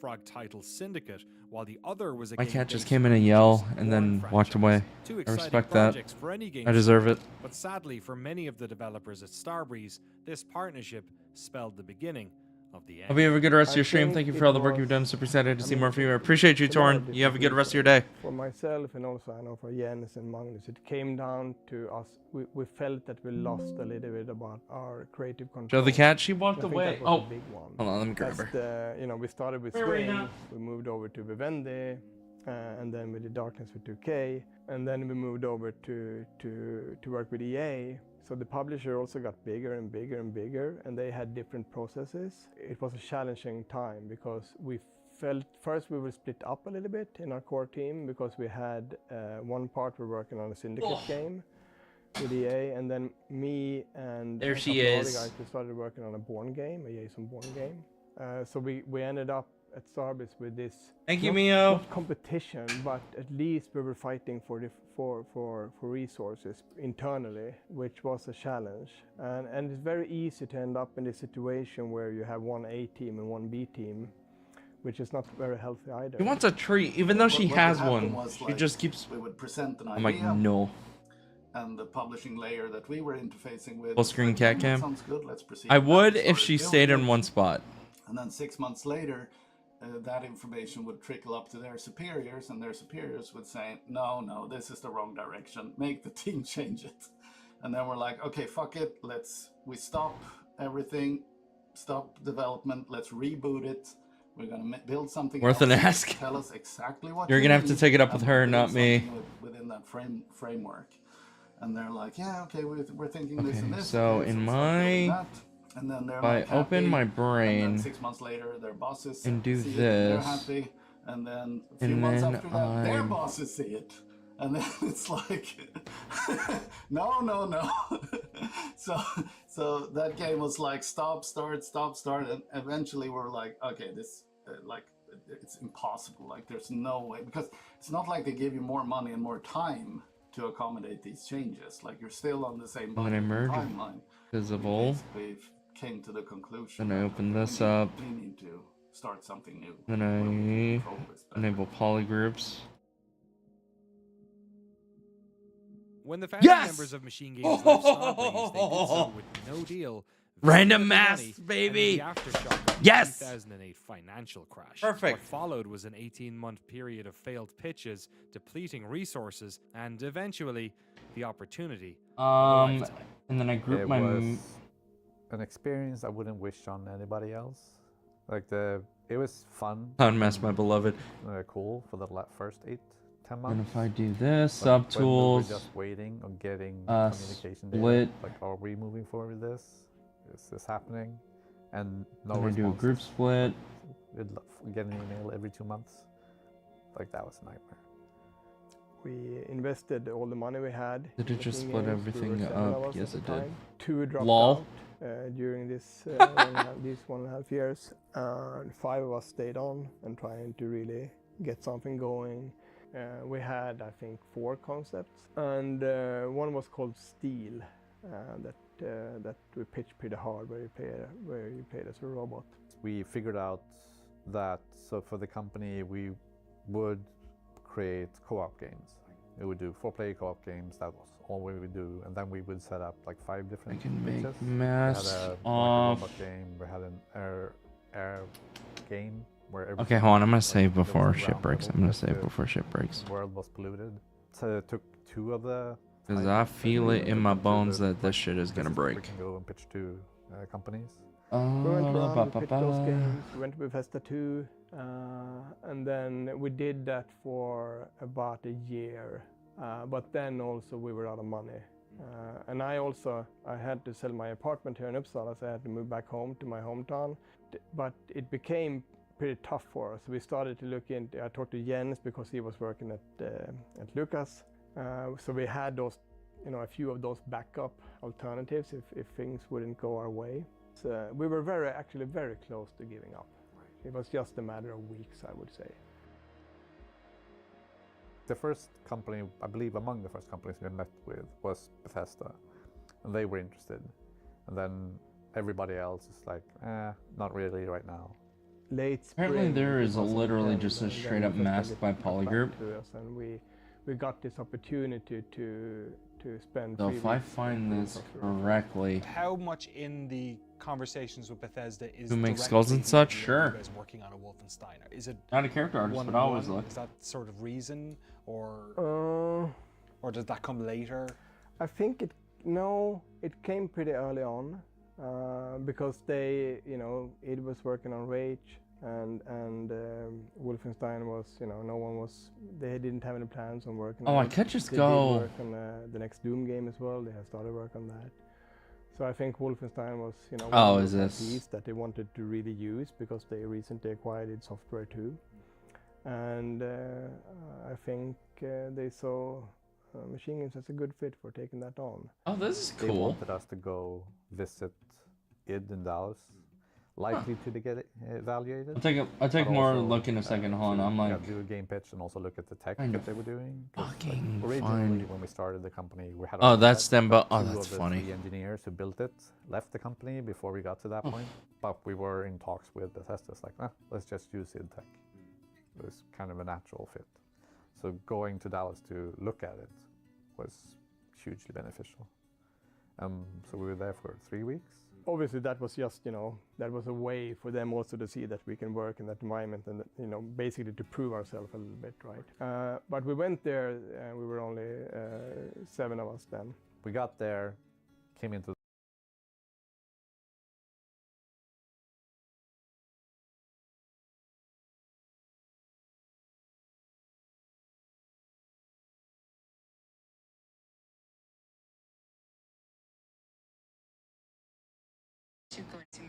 Yo, what up, Dusty? Hold on. Uh-huh.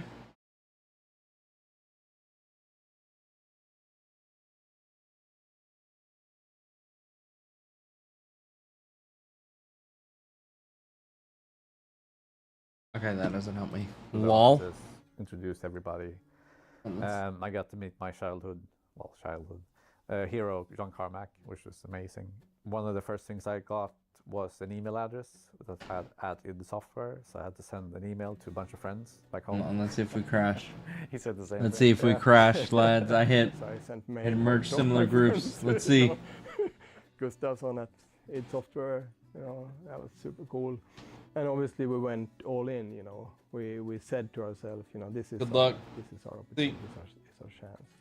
The pitch that we have brought when we came initially, or rather we brought 3 pitches, they were all co-op 4-player based, but that was with the old tech. And God, id Rage. Tech's it doesn't have this capacity. So if we want to be confident that we can do this, we should look at what Rage is, use that functionality to build our first game. So we don't have to build a Oh, we got the crash. Oh, God damn it. Finding the people, building the company, building the game, rather than also building tech. And then, we looked at Rage. Rage at the time, and they asked us, maybe it would be interesting. Not what I wanted, but you know what? It didn't crash. I'll take that. For us too, because I'll take that. I'll take that. The grandfather of first-person shooters, all these things. So I think I'm gonna just have to go by hand. Storyline was put down during Unfortunate, those 3 weeks. but we'll go by Pitched it hand. To the group at id, not entirely confident that they were super sold on it, but it's like, let's move ahead with this. Because I've heard stories otherwise after the fact. We had these New 4 folder. ideas, 3 of which was kind of in Group the one. Wolfenstein universe, and the 4th one was this more retro sci-fi futuristic version. And Kevin Cloud was like, yeah, which one do you like best? And I was like, yeah, we love this one, the retro sci-fi one. Okay, so let's proceed with that then. And then meanwhile, they are having arguments internally, but we don't know that, of course. That came out way later. Like, are we really letting them do Okay, this? so we need these two to be the same. I already got SFM to crash once during the stream. Get your game up. No, I'm trying to not make it crash. And at the same time, we also spent a lot of time learning the tech.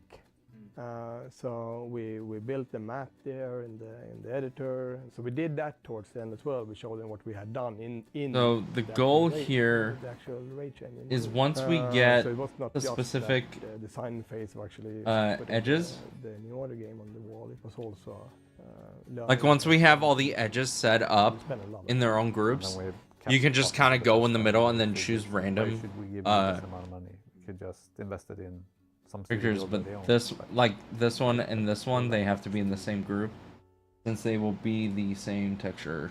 The original Machine Games company was folded and a new version was created with Bethesda Softworks as owner, and it would be under this umbrella that the studio would create their next 16 years of hits. And in this series we're going to explore the design and development of those titles. The next episode in this 3-part series explores the design of Machine Games' Wolfenstein series, and if you're a NoClip Early Access patron, you can watch that video right now over at patreon.com/NoClip. Kind of rude.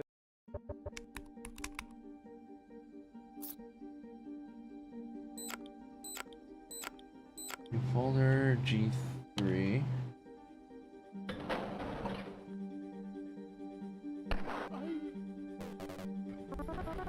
This is where the tedious bit of game art comes into play. It's setting up all the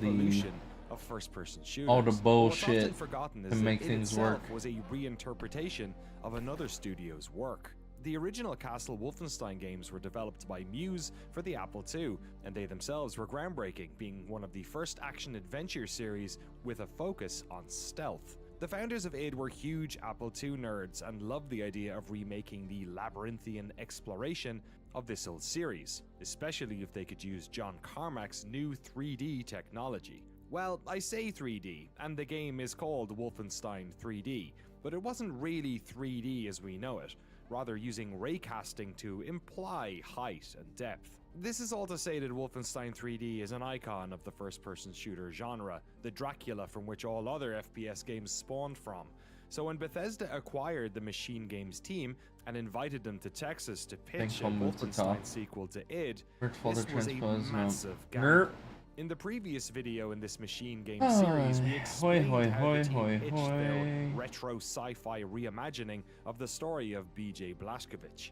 And in this episode, we're going to tackle how they pulled it off, both for 2014's Wolfenstein The New Order and its 2017 sequel, Wolfenstein. What am I making? Are you familiar with the So, there's this movie I talked about at the beginning of the stream, but there's this movie called 28 Years Later. And I was thinking for Halloween I could do something like fun. That's not Halo related and something I'm gonna freak the fuck out over. But this is like one of the big bits of the I love this asset and then a lot of things along the wall. So I'm gonna make one of these. I'm gonna have it stacked all the way up and make a scene around it along with a bunch of other ones. So I thought that would be a lot of fun to do. So I'm doing that fun in 2025. Listen, we have to do what we can fucking get in 2025. We're going to bring the Machine Games devs back to their work on these We only can do what we can. Crafted their version of BJ and the Nazi-infested world that surrounds him. How elements like gunplay and character perspective evolved between the games. The work that I was gonna go. I was thinking of doing a series on stream where I'm actually learning how to implement animation, how to set up like test levels, how to do level design, and like actually make a game from scratch on stream on my downtime, because I think that's fun. I wanted to do some shit in Unreal 5, and I haven't made a personal game since I started in the industry. And I thought that would be a lot of fun. But I'm moving apartment soon, and I don't want to deal with that headache. I really don't want to deal with that headache. At the same time, because when I'm moving, I'm only going to be thinking about the game and vice versa. All that good shit. But first things first, how were Machine Games, a studio experienced with narrative FPS titles from their days? Guess who is here about to mess up your train of thought?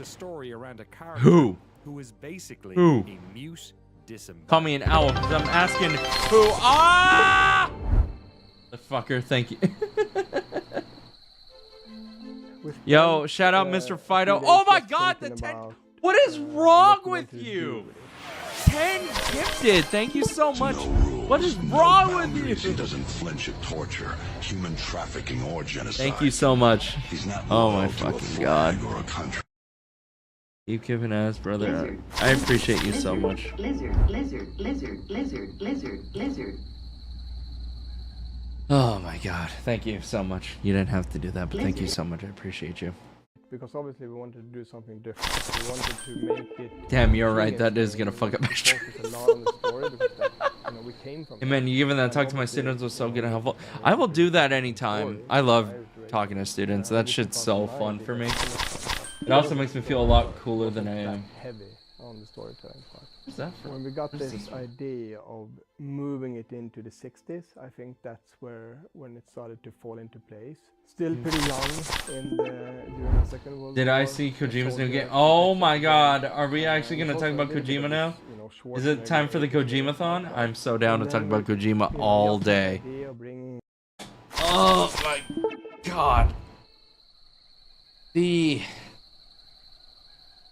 fact that it starts off with like the blank cancel, the 10-year-old cancel game, and he's just like, oof.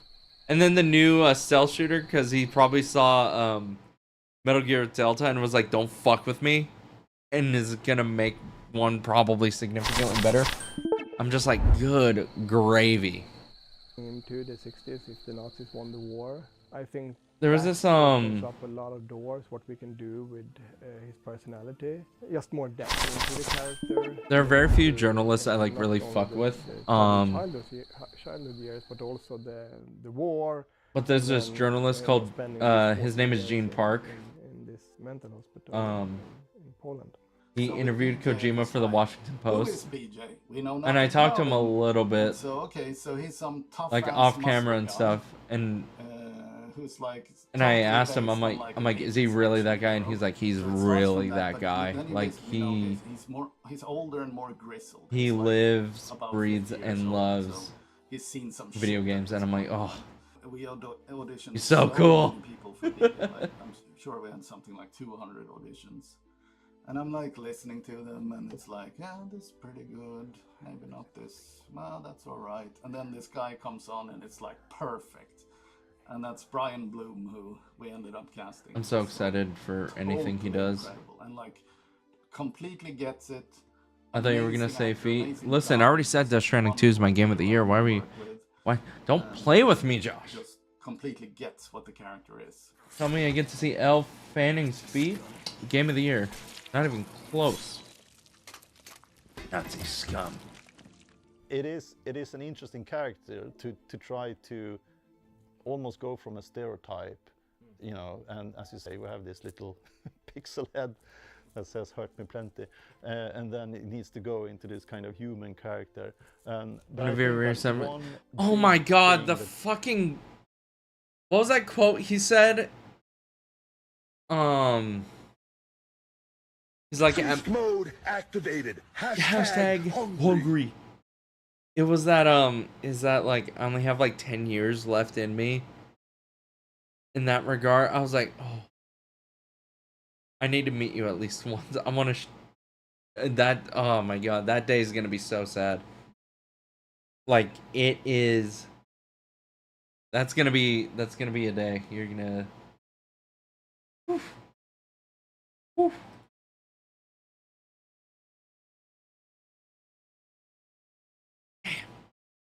That really helped there was his inner monologue. But we don't think about that yet. The game. He reflects on a lot of things. Sometimes it's deep and profound, and sometimes it's just cool one-liners, you know, catchy lines.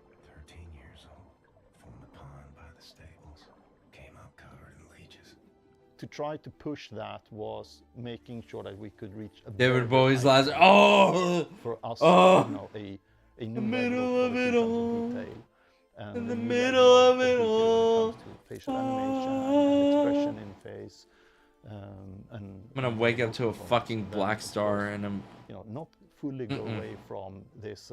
Especially with how big of a Bowie fan he is. He's like, oh, I want to do that for a video game. I know his ass. Some elements of that, but also splicing in the human side and the deep narrative, and you know, there's a kindness in there. And there's depth in there. Fuck me. BJ Blazkowicz. I should have known only you would be dumb enough to do a daytime entry. Lady. Glad to have you back, Furnace. Caroline, you're alive. If you call shitting in a bag living, 3 pulverized birds.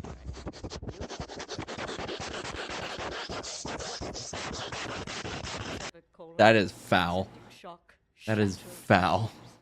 Memory loss, flashbacks, 14 years in the loony bin. Good to see you, William. I think our goal was we need to make sure that now when we are in part the of middle of it all, that first we deliver on our promises, and we also need to make sure that we can be reliable as a studio and also as individuals. Okay, so if I do this the office correctly. was a complete mess, and I think we were like 35 people or something when I joined, or maybe even less.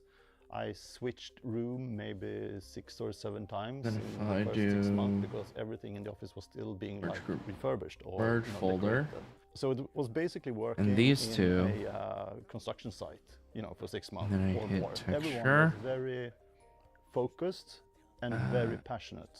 And there was already from the very get-go extreme clear mission. No, what was it? So this is what we're gonna do. So I think just finding yourself in an environment with very senior people and obviously very artistic and talented people, it's a rare opportunity. Wait. Hold on. What was it? It's...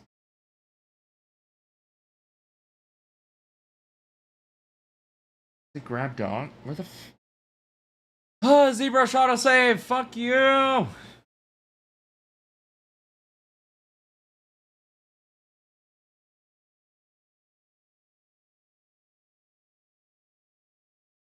Okay, completely off topic. Y'all know that David's shit going on right now? Oh my god. I can't get over that. Is he like held in custody or is he like not at all?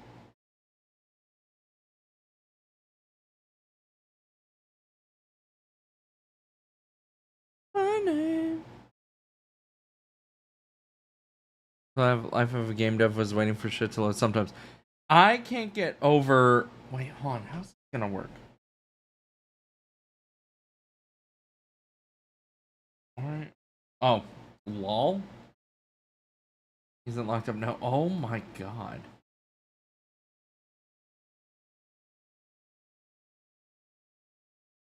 Matching tattoos found in the back of the car? In his car? Like...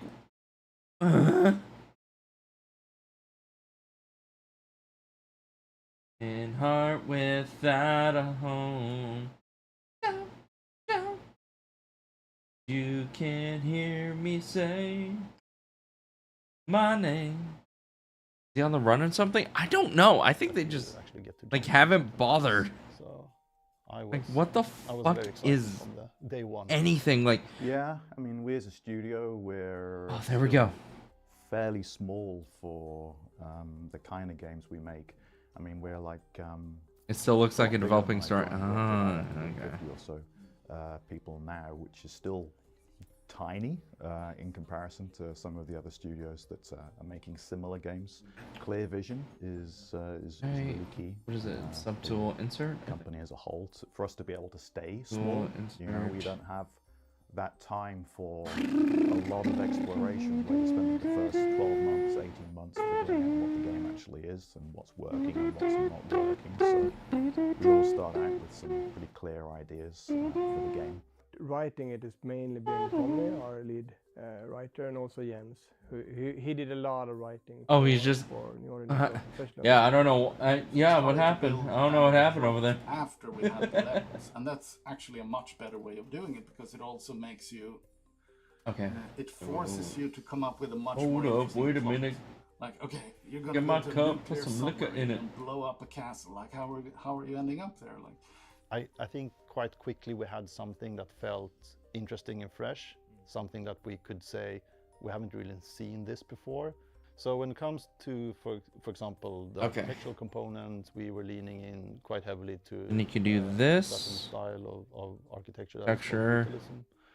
I think we usually have been referring to Grab as doc. type of neo-brutalism in our world, how things are built that could emphasize. And then you can export all these out into impact and really masks. Say something. And pairing kind of brutalism with looking at the components in architectural that the Third Reich were actually looking at, you know, and then you have the legacy of the architectural of the Roman Empire as well, and then trying to mix those, and on top of that spreading I know you can also do it with color. Retro sci-fi tech layer, and then I think you just do it through layers, polypaint. and then you sprinkle a lot of narrative and interesting characters on top, and of course robots, and then you're starting to get a pretty interesting cake. How tricky is it to get them to live with each other? Very tricky, yeah, and a lot of iteration. And you know, if this was easy, everyone would do it, right? So it's absolutely not easy. And I mean, obviously you'll do things where you run into, you think that you have great ideas, right? And then it turns out maybe they weren't that great. And then you need to have the courage and the insight to say, okay, we tried this was not that good, let's try a different route. And that obviously happened a lot throughout that project as well. Trying to find the refined details, the exact design, yes, there's a lot of iteration and all. You can In what ways then did the break-in benefit you guys? my What stuff name did you use and what stuff did you? as the memory gone? Tech-wise, we used I'm everything we feeling. had. So we used. Is there also used fill? Oh, that's like poly paint fill.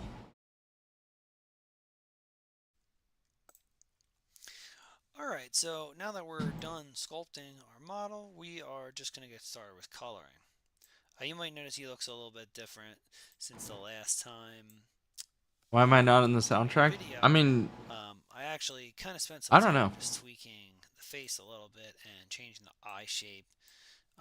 It'd be a lot of shit posts. I added these little clippers here, and I think that's starting to look pretty. I mean, I was able to get 2 of the songs I wanted in there, like the Fiddler song and Alex Sucks. Those were 2 I wanted really badly. But anyway, the first step here Especially Fiddler. is to fill the creature or character or whatever you're making. And you'll notice that if I change the material or something like that here to a material, there's 2 things that you can fill. You can fill your material and you can also fill your color.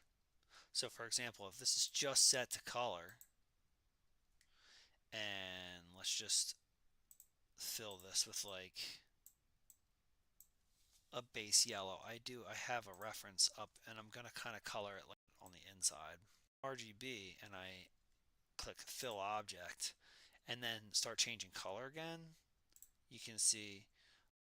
Oh, it's in the color tab. I've never actually used the color tab. Where is the color tab?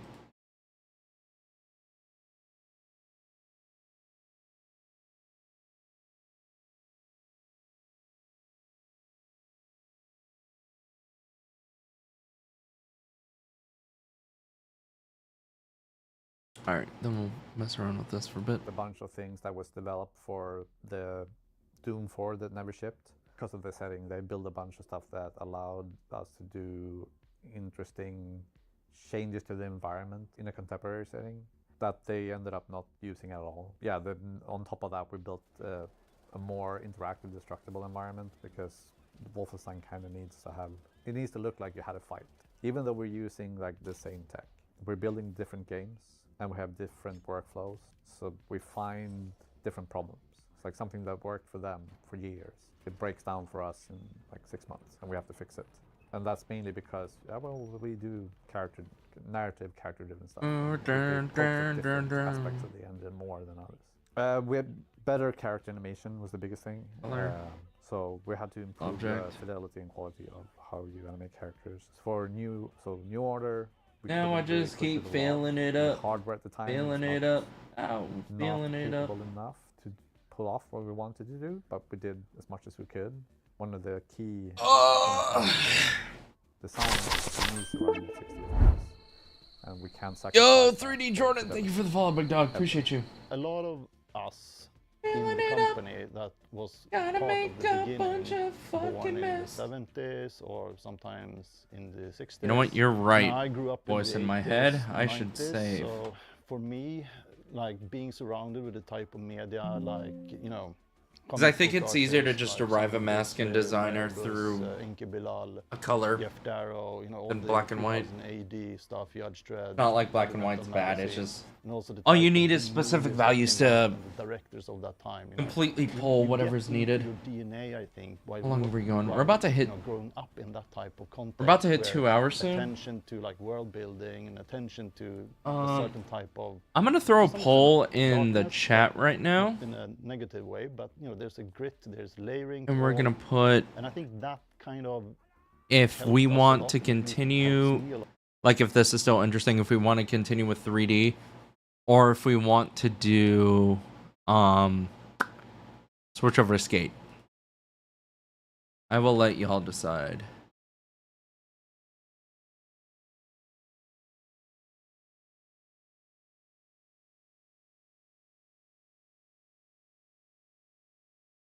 I'm gonna leave that going for like 5 minutes.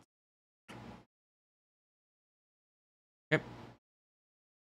A lot, or maybe not helping, it's just part of who I am in terms of fleshing out worlds. And Wolfenstein being this kind of dystopian, kind of scary world to flesh out, has a lot of that type of inspiration within, I would say.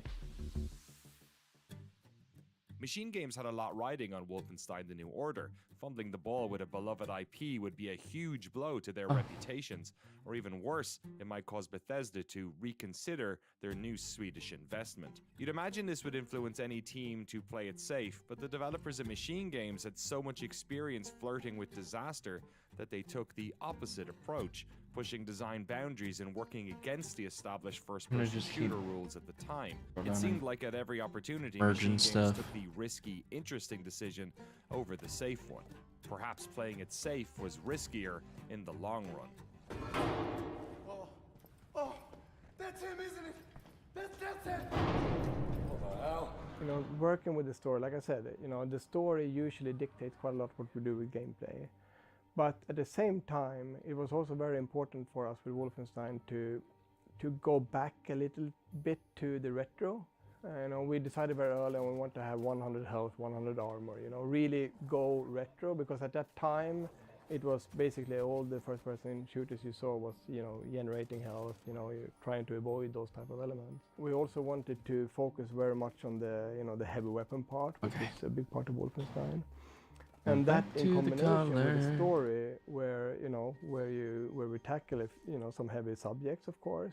And most of the time when you're doing this, you don't need Nazis are an enemy. to stress too much on specific color values. We don't want to shy as long as they're varied enough, especially on the edges. The edges are the most important part. Meaningful for the player to experience. And Group edging is always the most important part. You know what I mean? I think it just comes out of that. No. Because we have no. Because no. You know what I mean. You are fighting this evil, and these evil forces, and they are using a lot of violence to people and. But you just need varied enough color values to really. So many different people in the team to make sure that the group engine. No, Henry, no. Becomes what it is. The animations and the code effects and the 3D art and that's on me. In the end, that was what we call a Freudian slip. That is, I am primarily happy with the end result that we see in game in both New Order and New Colossus when it comes to the gunplay and how those. And I have nothing. First person, how they look and how they sound and all of that.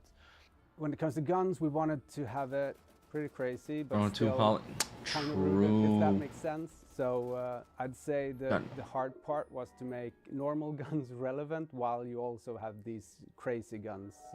So you wouldn't just ditch the first ones later in the game. Well, in New Order we did dual wielding with only the same type of weapons, and then for the sequel we decided. Make sure you participate in the poll, lads, if you get the chance. That was a bit tricky. But you want to see? Well. There's some guns that we don't allow. Now we're running at a tie. I think the Laser Gewehr was pretty tricky to get the power right. We always wanted to make like a laser beam weapon, but I think that turned out okay. Then we did for the Laser Kraftwerk, we did an upgrade that was kind of a railgun type of upgrade, like a nod back to earlier games. That was tricky to get right, but I think it turned out pretty well, and I think people also got it. Yeah, this is a railgun. So yeah, that was good. We had this one didn't fill. Behavior and different gun feel. So that was pretty much the work of one person through the entire project. But for the second Wolf, we set up a dedicated team. All they did was work on that. They started pre-prod before the OLDA was done to start figuring out like how we want to do things. I mean, how we approach weapons, specifically in Wolfenstein, it's such a big core component. They are part of the narrative even. So that's how we have set it up both in New Colossus and New Order. Their narrative beats to like. Okay, I'm assuming. Introduced and the reason why. Everything must be balanced. No. Part of why. God damn it.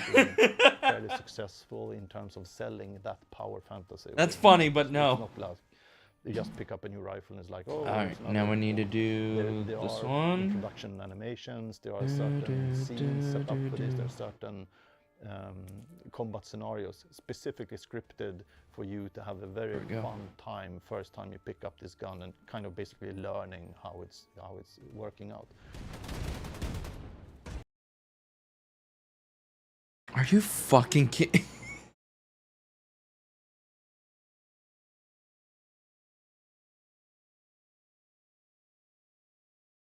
You can't just 50-50 it! What's wrong with you?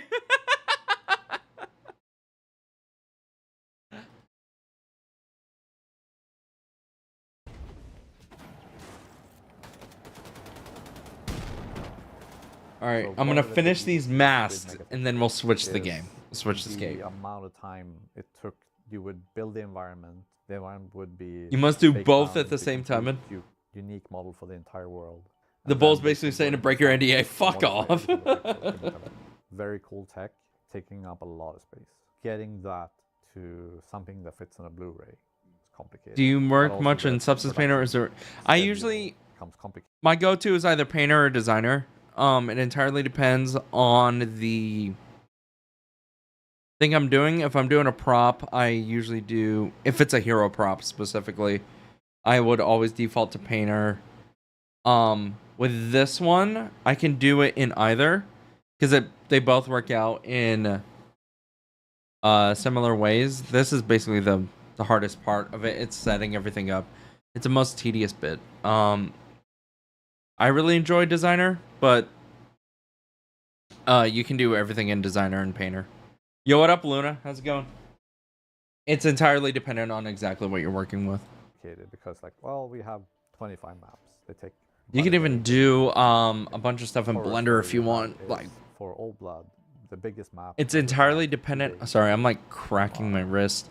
It's entirely dependent on your studio as well. Run a two-day. Going good, going good.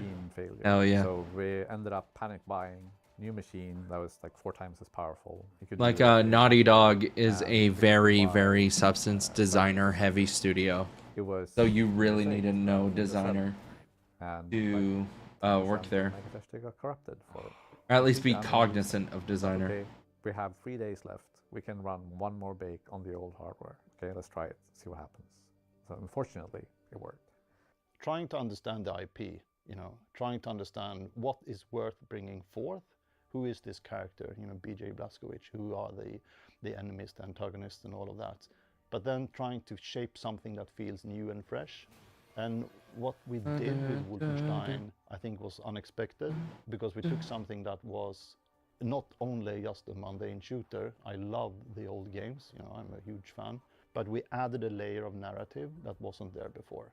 And navigating that narrative ambition in comparison with pushing the tech and the visuals and the I think I might need to push that color variation. And make the game it depends on the most used phrase for me in class. Oh my god.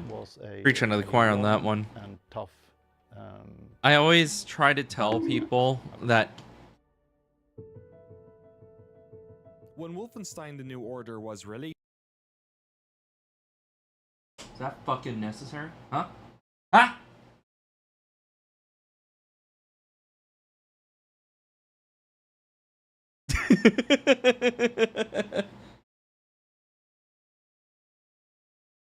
It was not what most critics or gamers expected. A narrative. The Swedish accent is heavy here. Oh, you know it. You know it. And anti-fascism with incredible confidence. No doubt a result of the studio's Swedish origins, a country which has long analyzed their own complex involvement in World War II. Oh, I hate that one. I thought I turned that down. I was wrong. To release as a set of DLC packs for New Order, but fans wouldn't have to wait too much longer for the second chapter in BJ's trilogy, as in 2017 Machine Games released Wolfenstein: The New Colossus, and brought Nazi fascism to the most unlikely of places, the shores of America. Yeah, there's no Nazis in America. This was our first sequel, I mean, I guess it depends on how you count Dark. That's more like a side thing, you know. Every day, I'm like, oh, I should turn it down. Colossus was like, this is a proper sequel. We don't have to spend all this time. You come in kind of knowing it, right? So all that smack you in the face with awesome shit for the duration of the game. You have this horrible injury at the beginning of the game, like, how are we gonna deal with that? Can we put him in first-person wheelchair action? That would be pretty cool.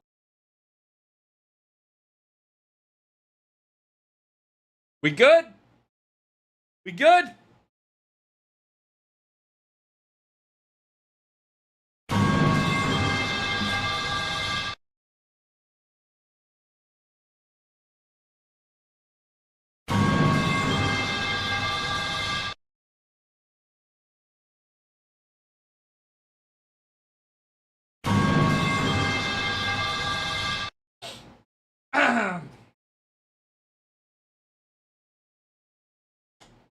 All right. Oh my God!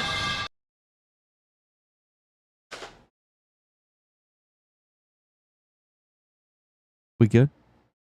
We good? All right. I think we're good.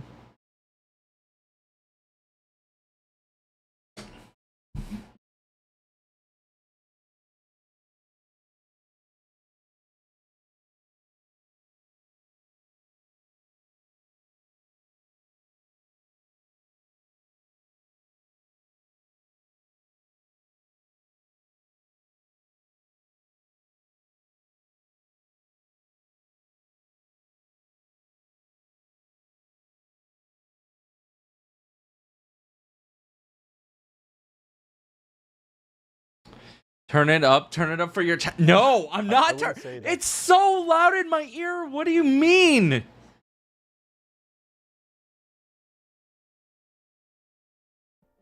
It's so fucking loud. You know? Okay, hold on. Question marks internally where people like say what in a weird. All right, hold on. Let me save. I'll start up Skate. And while it's too quiet in here, shut the fuck up. All right, I'm gonna save. We'll start up Skate, and then I'll turn it up. Deal? Deal? Shake hands? Handshake? Handshake? Handshake. Oh my God. I can't believe I just made that fucking deal with y'all. What is wrong with me? Alright, hold on. Uno momento, por favor.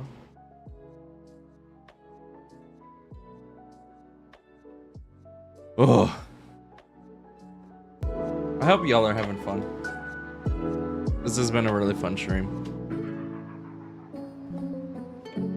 Save this again, because if you don't save your project like 4 times, are you actually even saving it?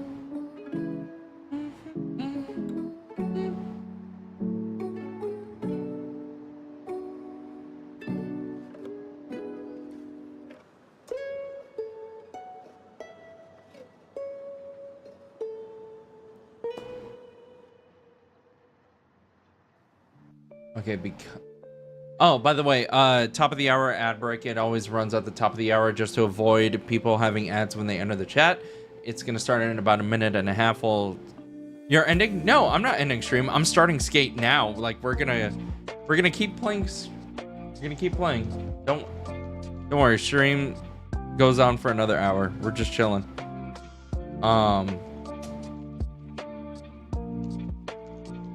Don't worry, we are not ending stream yet. Do not trip. But there's gonna be an ad that runs. That's about to run in a minute. Get up, touch. Get up, touchy. It does this every hour just to avoid the pre-roll and all that good shit. So we're gonna do that real quick, and while I edit some stuff on here. I hope everyone is having a great time.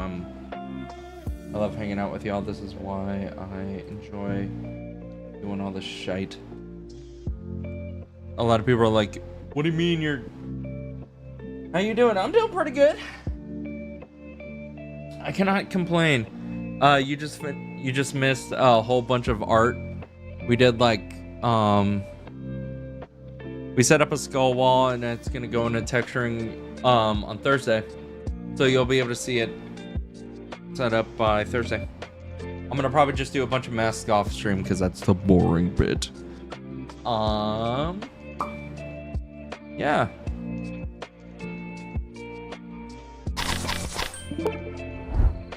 Oh, thank you for the follow. I appreciate you. Oh, it shows the cow. I hate you. I hate you. As soon as I switched back, the goddamn pipe came back. Are you fucking kidding me? That is insane timing.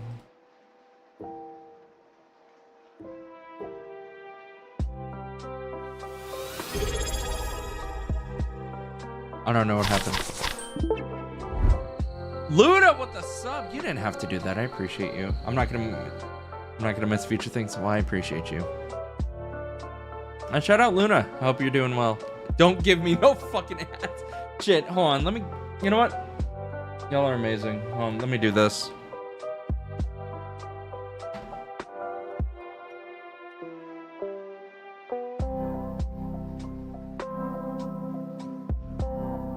Do this real quick.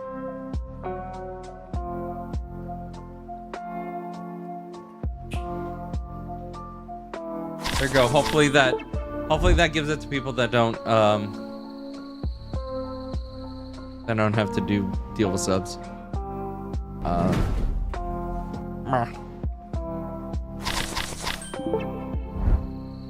Okay, why aren't you capturing Skate? Come on, big dog. What you doing? What you doing? Game capture.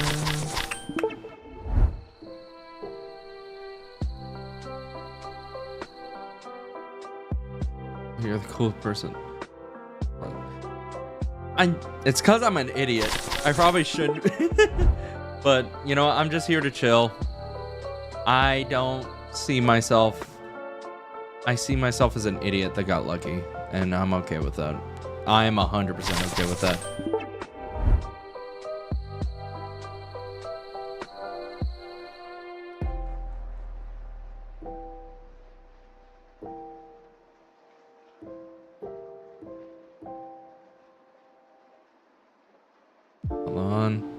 Hold on. We're almost there to my face. Is it still covering me? What is covering me? What is covering me? Oh my God. I'm gonna shit.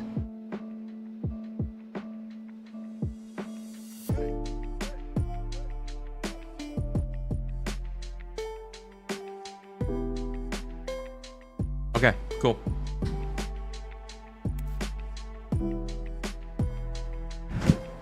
Ugh. Okay, do you have a favorite spot on map? What is your interview time for? Yeah, it's all good. Ask me whatever you want. Hold on. I'll change the title to make it more clickbaity. Gate Dev AMA. There you go. Let's make that Twitch title clickbaity as fuck. So overall, I think a lot of I like the stuff I did. I was in the middle. What the fuck? Hello? What happened? Spawned me mid-challenge? I get a bug as soon as I launch the fucking game. Are you kidding me? I'm gonna Fentling off the map. This sucks. Like, God damn it! Oh, wait, I'm free? Let's go. What? In the challenge. This city has lines for days. You can get this one later. Alright, that worked out. Calculated. See, we got out of it. Good feature. Good feature. What the fuck was that?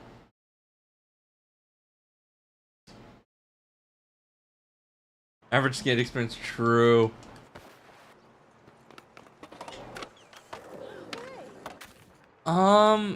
Oh, I didn't do any. I really like Brick Switch. I'm not just saying that because I worked on it. Brick Switch is one of my favorites. We always default to the. That wasn't your fault. I'm sure I heard you honk. No, I know what that one is.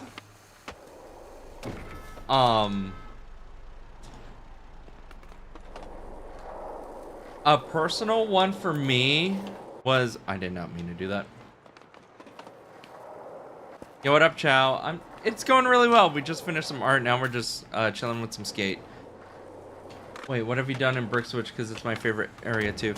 I did a lot of stuff around the arena. Hold on, let's get over there as fast as we can.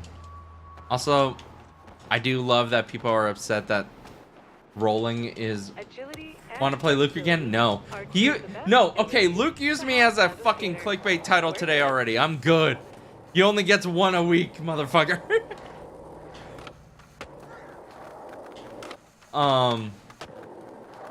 Shower squeaking, ready to watch play some skate. Fuck yeah.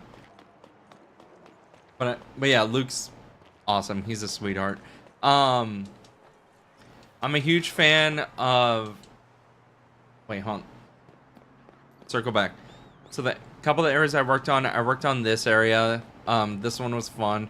Got to make it feel very industrial, very fun to skate.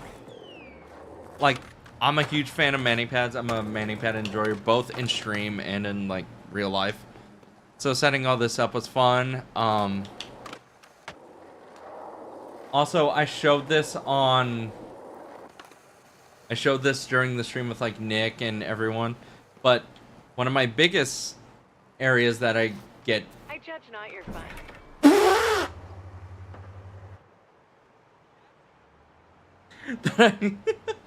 that was set up right before me, but I couldn't make better just by design. Is that if you look right in front of you, this is off center, and it still makes me mad. But the reason it's off center is because it's better to skate, unfortunately. As a member of Sandman's rolling class, You ruined this for me. Listen, it ain't my fault. Oh no. Wait, are you manga pushing? No, the question. No, I just like doing it to piss off people that notice.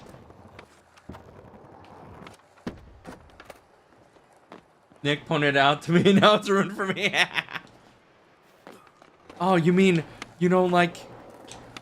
I'm only manga pushing for the rest of the stream. I'm only manga pushing for the rest of the stream.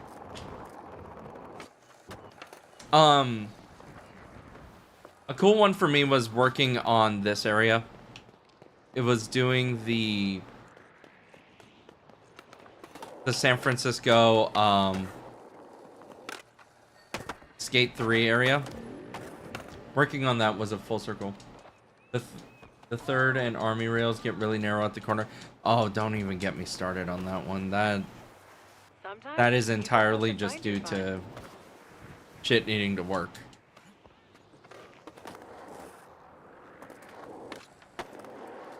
But yeah, working on the Skate 3 San Francisco spot was awesome. I love that area. I told this story before, but when I went to... Last time I was in San Francisco, I went to the spot in real life and actually went to skate it. And it was a lot of fun. I love doing stuff like that. And then the Land Shark Stadium. That was a cool one.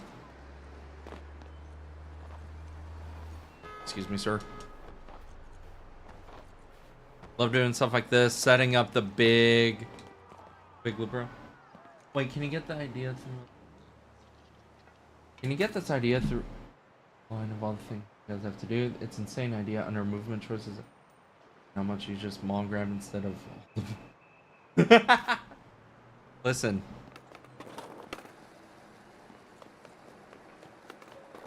Mall grabbing is a way of life. And if you mall grab, I choose in my life to hate you. That's just the way it is.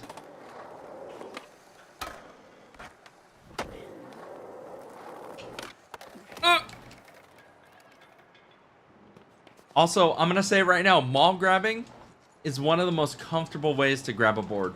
That is my hot take. Because if you've ever had fresh grip, you ever put on some fresh fucking grip tape? What do developers think of microtransactions? I don't like them. But here's the follow-up to it. When a game is free to play, there are certain things you need to implement in order to make it work functionally and aesthetically over time, right? You need something to constantly keep. This game, I inherently believe Skate would not work in the modern marketplace with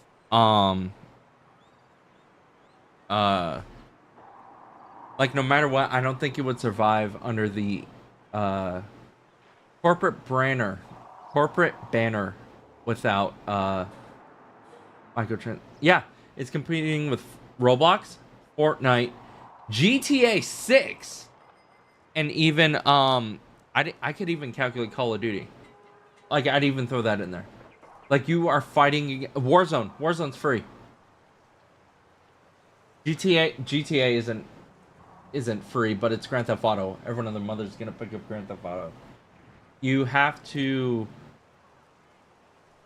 think of how it would work, even economically. I'm just kind of spitballing here. If it was a smaller, like, I think Session works because there's a significantly smaller team, but I don't think it would work in a AAA sense, unfortunately. And that's just the landscape of the games industry. Just watch the guy destroy you. Thank you for developing. Man! It needs a casino. Powers, as a Filipino, I agree. We're having a party. Thank you, Rowan. I appreciate you. It was a lot of fun, and watching and Luke just beat my ass was really funny. Breaking news. There's a newspaper stand. Also, this is one of the first things I worked on. I worked on this giant fucking thing that people really love launching themselves off of. So that was cool. It looks much better. It'll look much better in the future, and I can promise you that. And but you know what? For now, I think it does perfectly well. Except for the fucking little lip on the thingy.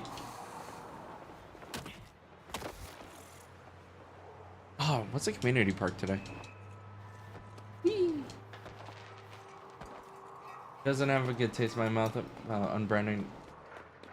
I agree.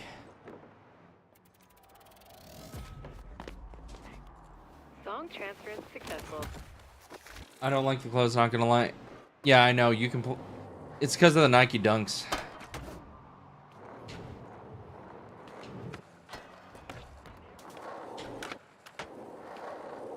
There are clothing options I like, but there's definitely a lot that I don't. And I've seen people have different things where it's like they like things I hate. You know what I mean? So I honestly can't judge just the landscape of fashion. I mean, when people have different tastes than me, cringe. For example, the overalls are in the same brand. Not branded one. True. That's called legally distinct item shops. Breaking any tell us if Nike pulled out. Hell no. To test the structural integrity and friction resistance of the clothes you wear. $2 Van jeans. They're $2, bro? That's crazy. That's why I didn't spend no money on this fucking game. I ain't no shill. I ain't no shill. It is crazy. A lot of these are fucking insane. A lot of I think complaints about microtransactions are valid, but the thing is, I think people see like in the executive level, they see Fortnite. And they're like, oh, it's consistent with this. So it's fine.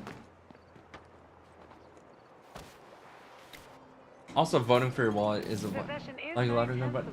Hey, you can't open buttons to change direction to get. I agree. Like if I get have a chest, I 100% agree, Luna. And that is something I think needs to be improved on. And I feel like that will come down the path soon. What am I waiting for? Reset my game. Dickies. Wait, is it the full Dickies pack? I'm gonna have to reset my game. Lol. Now you're gonna have to look at my pretty face. Hello. Hi. How are you?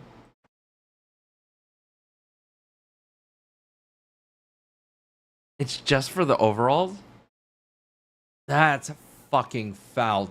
So here's where I'm gonna say, vote with your wallet. This is not on behalf of EA, this is on behalf of me, an individual.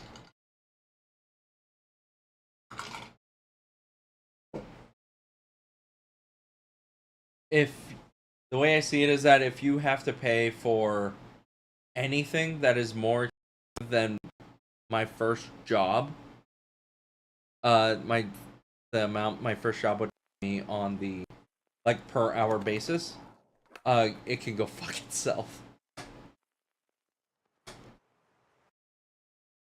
But that's on me, and that's just me alone.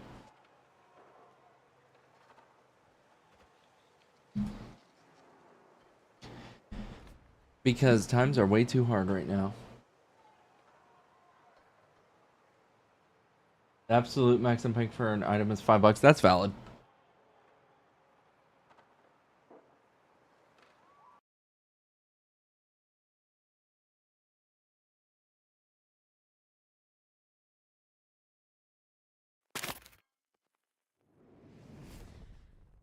That makes sense. I just saw the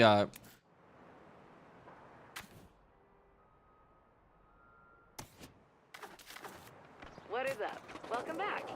Have anything in mind for this sesh? if you want the honest answer, it's branding. People want branding. It's a random thing. Where the fuck are piercings, tattoos, belts, Nike Dunks, and Coach Frank? Where are my piercings? Piercings are coming. Piercings and tattoos are coming. Good luck owning this one. My advice? Hit it. What is your part of the dev team? So, hold on, I'll pause. My position is technically an environment outsource manager. So what I do is I do a lot of environment stuff. I work with a lot of external devs to implement new things, implement future stuff, and all that good jazz. I do a lot of environment stuff. That is my focus. I'm an environment artist, but I'm also a pseudo like producer at the same time. And so, and even when I do stuff with what's it called? Like on occasion I do stuff with characters.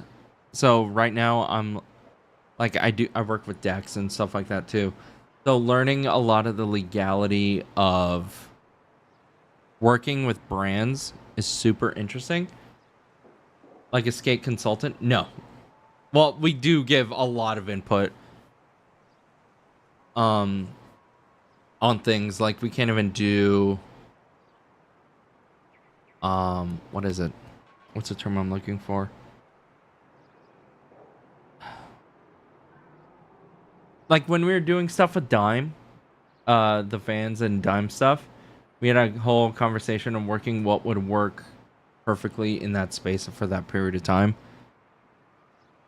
And even stuff it's like, oh, that's not a shove it. That doesn't feel good if I do a tray flip off this. It's a lot of feedback. The level designers are really good. The level designer that sets up all this stuff and is our director is phenomenal. He is an amazing person. Wait, I'm so lost. Can you explain? Okay, so So when I go into I almost trying to put in fucking dev controls. So when I go into a space and they give us a little play area and the level designer show us exactly what they want, and then the concept artists and all the art directors show us like what we can do and all this stuff. It is my job to figure out all the things that'll go here. I talk with outsourced people who are external developers and paid by Papa EA and Full Circle to work with them and myself to create all this stuff and all the props while working with level design and make things pretty. So right now, my job is to take the baseline of what it is. A very sick job. It's why I'm grateful, and I'm trying not, and I refuse to be an asshole. I deny. I'm doing my best to deny being a dickhead. I don't want to be a pirate software, but especially now with the cool base, if you're one of the EA insiders and played a bunch of the stuff, you've seen a bunch of stuff get added to the world over time. And it is my job to take a lot of this stuff and work with art directors and constantly keep building up everything that's needed. And even implement stuff like take all the cool shit our sound designers did, like when you're skating and you hear the wood and then the gravel and then you switch to this. I have to make sure all that works. I have to test, I have to work, I have to look and see if everything's pretty. And then we just take more stuff. I make things pretty. I try and make things pretty while helping other people make it pretty. The sound design in this is sick. Does that help, Luna? The guys who set up the materials. Oh my god, the shader team is genius. Like, they are super duper smart. I have to play with an Xbox because anytime I play with a PS5, it automatically connects to the microphone and it breaks my entire stream setup. So I have to deal with lack of haptics.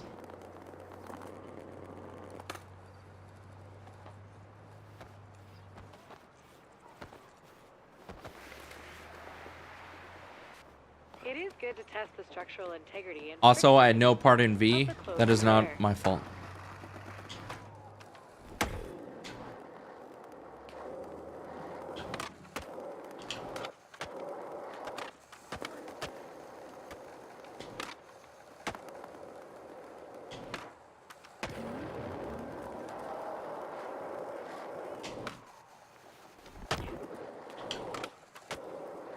It keeps switching me off Goofy. I'm like, dog, I'm a Goofy skater. Stop it. Layflip, you know how many teams worked? How many teams worked on this game? Like, how many people went into making this game? I believe at Full Circle, it's around 200-ish. External developers went around for a lot of other stuff. I'd say on average around 3 to 4. Foundation stuff. Others get the art direction right. They get assets done. Then you combine everything to make it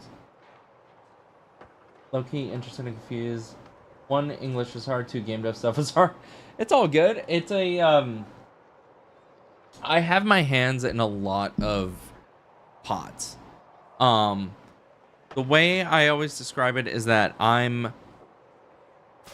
I help the directors handle certain areas. I answer a lot of questions on the team in terms of asset creation and direction on where certain areas of the world should go.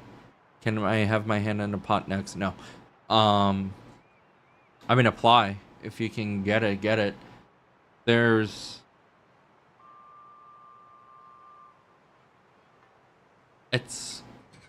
It's a lot sometimes. Like, some days I'm in meetings for 6-7 hours.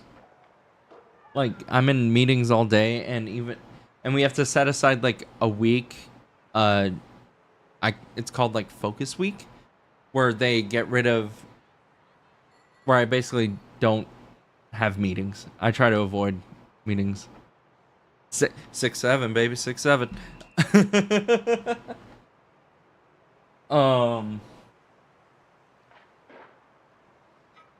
But yeah, that's my job's a lot. It's really cool. And can't complain. And I'm grateful every day I get to do it, especially with a cool ass project.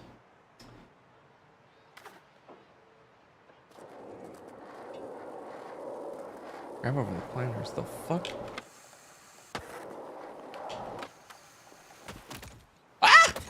Okay, this time. What CODs have you worked on in the past? Modern Warfare 2019 and Black Ops 4, and then the first 3 seasons of Warzone.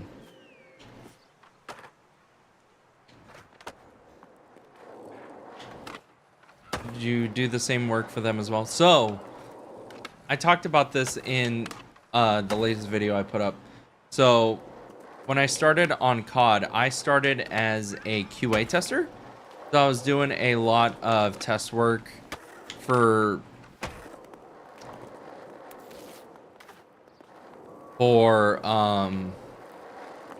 Black Ops 4. I did multiplayer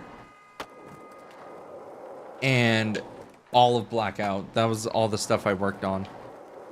And from there I did I went to Infinity Ward to do the campaign, and oh, there goes my other camera, to do the campaign and Warzone, and then some multiplayer for like season 2 and 1 and stuff. There's a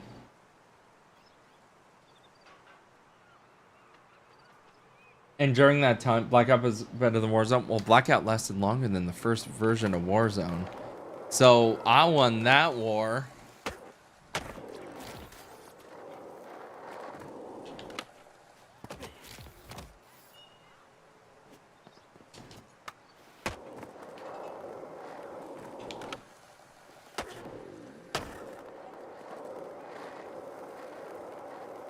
That's a lie, Josh. So, Corkscrew is a very dear friend of mine, and they are one of the biggest Call of Duty heads ever, right? So, she gives us running joke every fucking time that I've worked on, quote unquote, the worst Call of Duty with Black Ops 4 and the best Call of Duty with Modern Warfare, just to even things out in my life.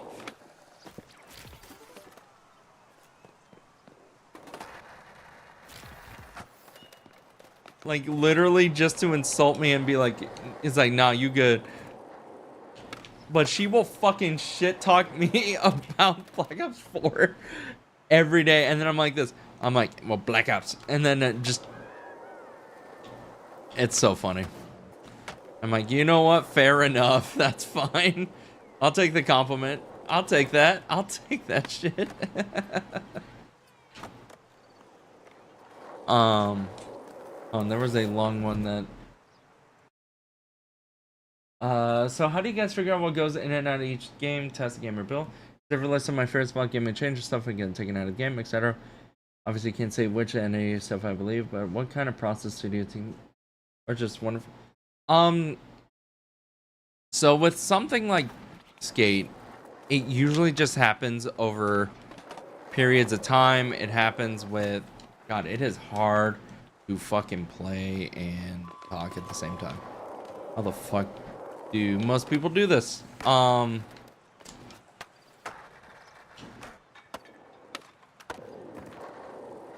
There's, like, we talk about things, and then more often than not, especially with this game, because we get to kind of change it as often as possible, it'll be a lot around player feedback, what places are the most popular, and just constantly going from there. It's just iteration, and then it's like, if we have too much of one thing, we're gonna change it. You know, like if we have too many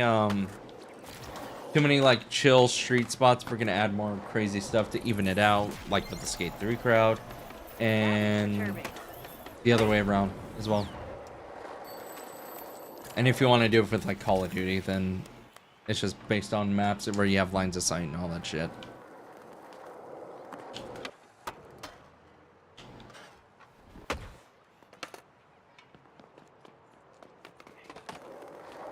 Stop switching me to regular.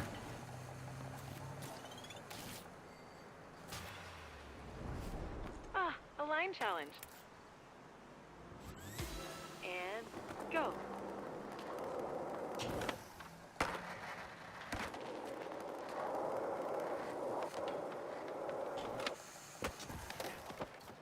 Hopefully that answered your question.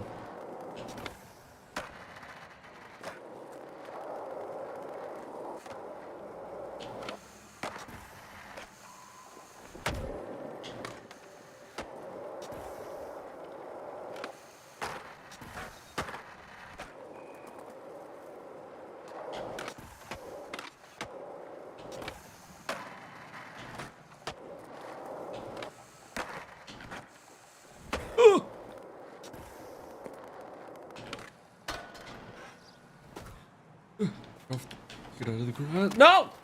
Start over. V, I will. Oh, and you also asked where Coach Frank was. Are you familiar with the lore of Warhammer 40K?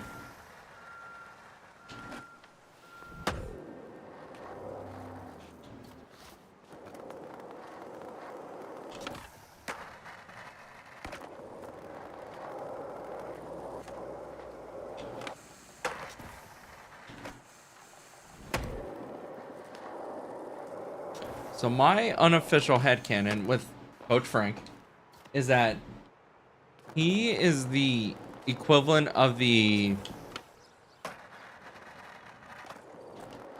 God King, right?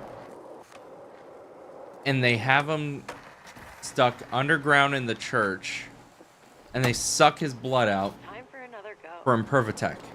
That is my unofficial headcanon lore. The narrative team does not agree, but you know what? You know what? Gia. Coach Frank. Motherfucker!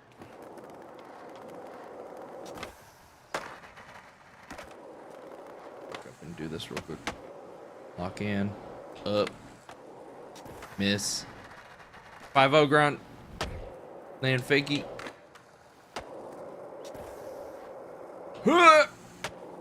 Miss. Die. Quick restart. Okay. Wait, hold on. I just realized chat's not scrolling for me. What the fuck? Stop manga pushing, yo. I can't wait to clip the stream and post it. I take about Ridge by skateboard developed manga pusher made by real skaters. I can already taste the millions of you. Fuck you. That's heresy. Am I the only one that respects V? I don't have anything.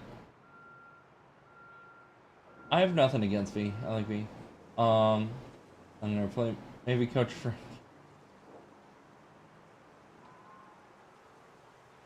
Nick made me buy dunks a long time ago, or is propaganda not the right dunks? Is there a shoe part chunky? I bought. Okay, that motherfucking Nick got me here. I don't want to skate in these. I still have Vans to deal with. I don't want to deal with that. Alright. I'm going to play some skate now. W-Dev on the... You have a good one, Rowan. You got good dunks. Maybe Coach Frank isn't a skate coach, but he's reminding them we... Did you see... There was this, He was on, 9 Club.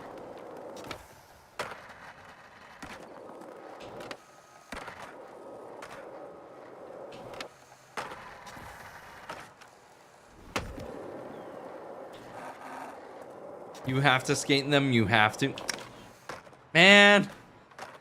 You telling me I have to betray my comfort skate shoe throughout my entire life to fucking skate and dunk.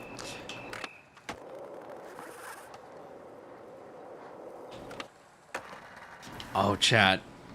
Should I reveal my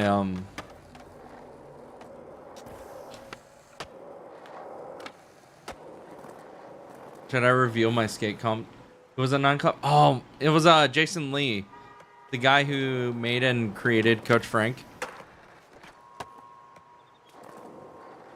Hold on, I'll play that video.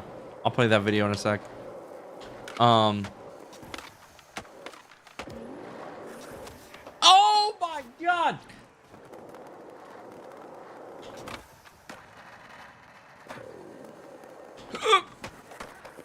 I'll take it. Yeah, he did have a partner in crime. Remember when Dem Bones was in nightclub?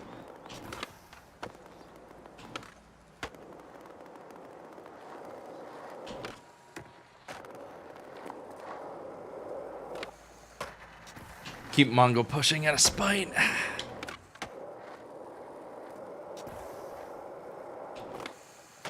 Oh, fuck me.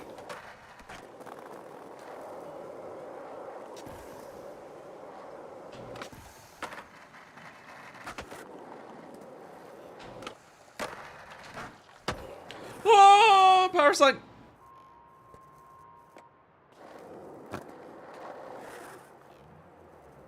What else is there? But yeah, he was talking about how he's like he'd be down to go back with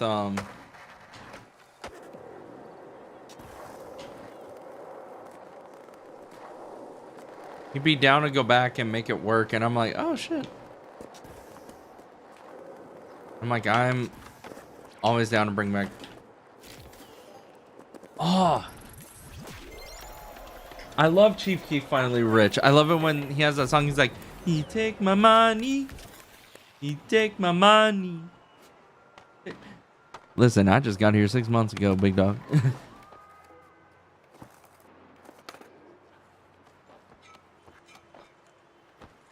He take my money. He take my money. Agility He take my money. are two of the best abilities to have. I thought you like, bro. Of course I fucking love Cheeky. Don't get me started. He take my money. He take my money. But yeah, I saw that.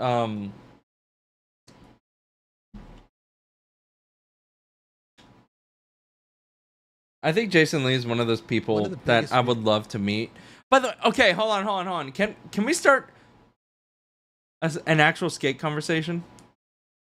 Yeah, Henry, I was gonna say, Jason Lee has my favorite tray flip of all time until the Jocelyn tray flip. That was the only thing that I was like, I love Jocelyn so much, but that fucking tray flip, I need to see the video. I need to see Chris Jocelyn's tray flip. In skateboard, like Tony Hawk's Pro Skater, right? Is One the of the biggest. biggest video game It's in the one of the world. Or is biggest. Skate bigger? Well, that's the thing is Skate. I need to see the video. I saw the Skate photos. series was- He's it's teasing my definitely- heart with it. The EA skate game, right? It's up there, Yeah. you know, and you doing the voiceovers. Yeah, in Coach that, Frank. Coach Frank. Yeah. and Coach stuff Frank. like that. Yeah. That must have been fun to do. Yeah. Because you were doing Coach the Frank voice is and legendary. Yeah. Yeah. Yeah. I love Coach Frank. Yeah, I hang out with him sometimes. Oh, you do? Yeah. Oh. What do you guys do? Eat hamburgers. Okay. and he loves it. He always has a flask. Oh, on I'm him. gonna go skate tomorrow. Drinking the whiskey. I'm gonna get a Berlin. Kids are like. Wait, El Toro's one of the stair set, right? I'm not good at American skate spots. Yes.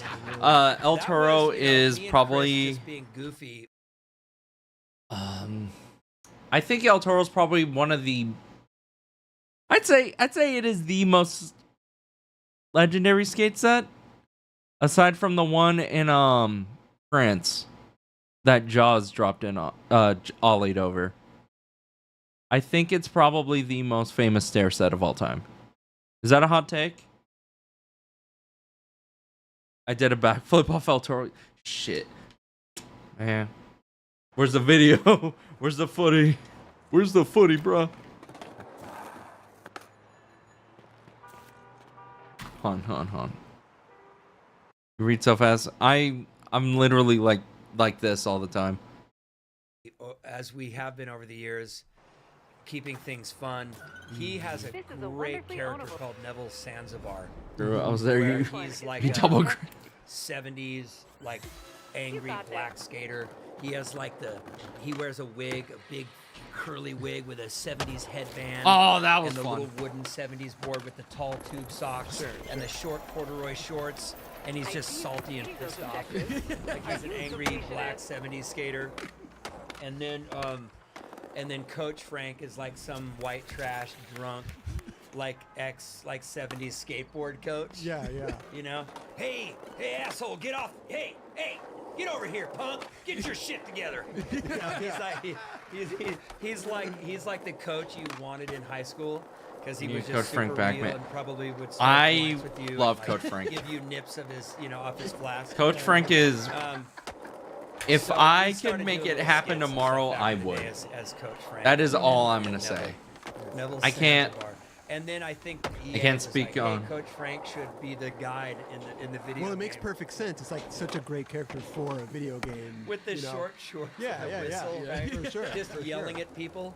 But that is for an falling. But that is an iconic game for skateboarders in video games. Skate 3 is. Yeah, Wow. right. Oh, yeah, Because for sure. now they're talking about doing Skate.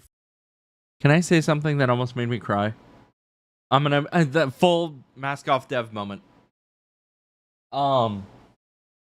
I saw on Twitter that this guy and his son was playing skate, right?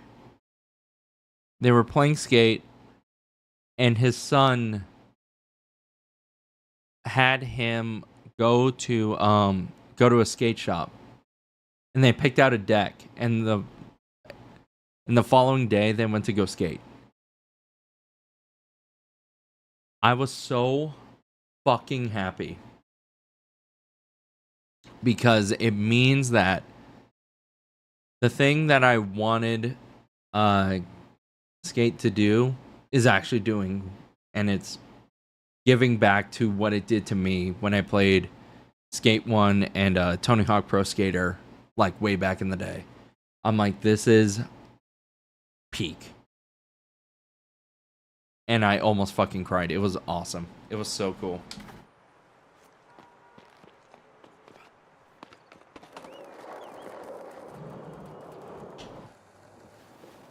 Skate 1 was my introduction to skating.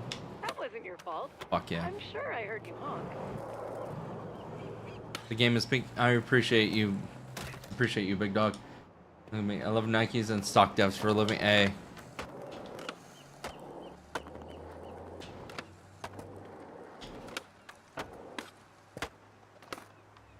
Specifically for an OG hit, tell me, fuck yeah. TH Underground. Oh my. Yo, late tray flip. Late tray flip. Hold on. Did you steal my footage of doing a McTwist over a helicopter in Miami, dog? Huh? Was that you? Is that you, motherfucker? By the way...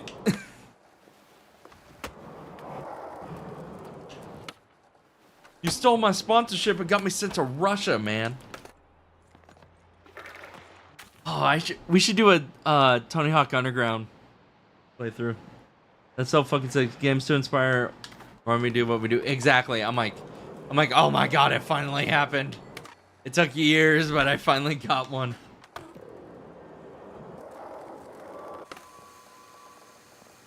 Do a 360 to a 190. My introduction to skate was a mom making me a scooter kid, taking me to the local skate park, then asking if I wanted to roll down a little ledge while he was... Oh, banking to fall, never touch a scooter since. Fuck yeah. Listen, never apologize for your English.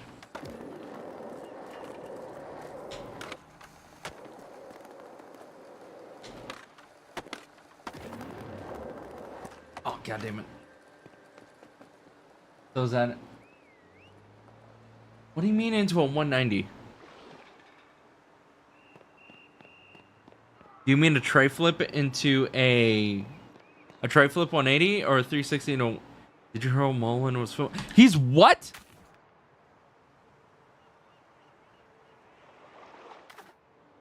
Mullen actually filming again?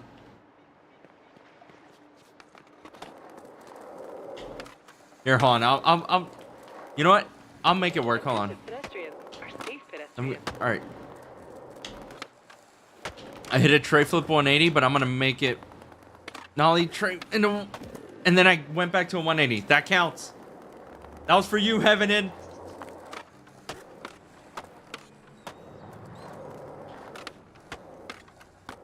There we go.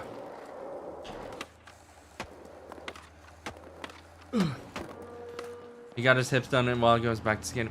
Man, that makes me happy. Also, fun fact of Friendy A lore.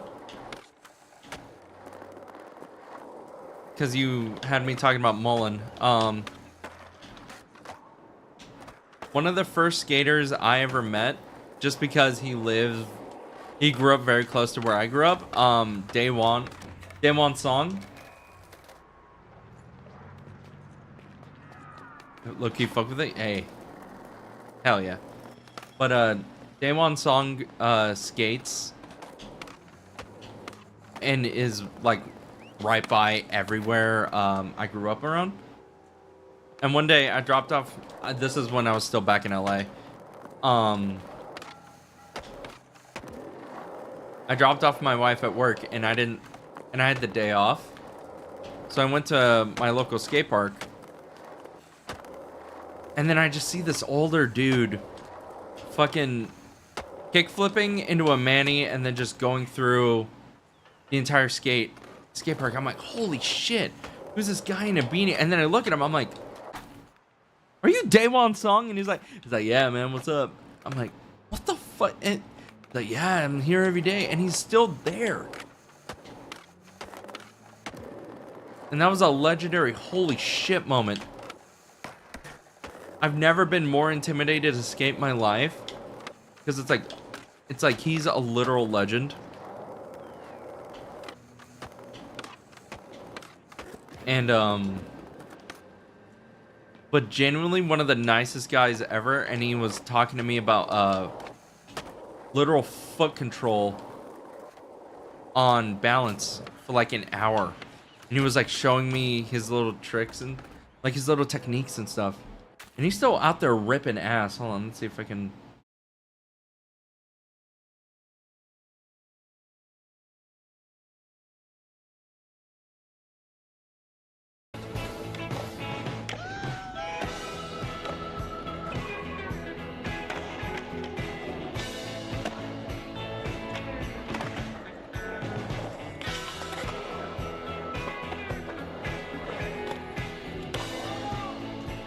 Like, he's still out here ripping ass. And it's just because he completely switched his style of skating a bit more to compensate with getting older. And I'm like, that's it. That's the vision. That's the goal.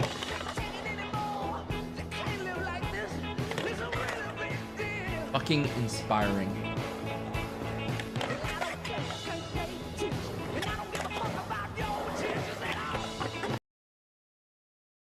God, what a legend.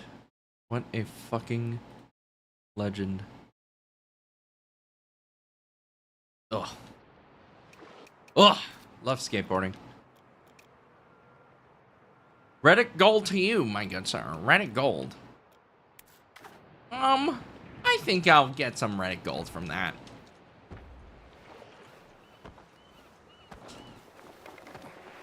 What's your next move? Keep them guessing. Alright, let's get the rest of these dailies done.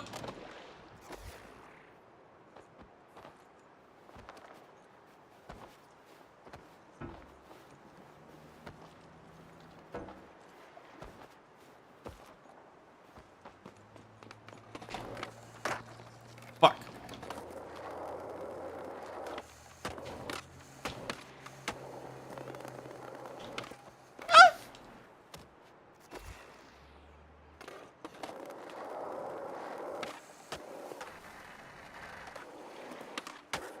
Did anyone watch Nija's new part? I'm sorry if this is like boring actual skateboarding talk instead of the game.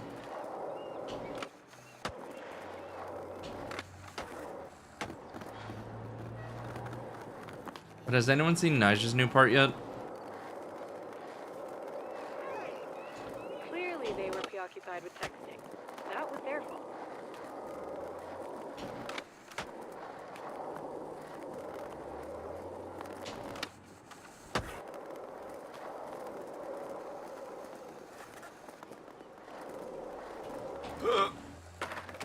Oh, well. Fuck me, I guess.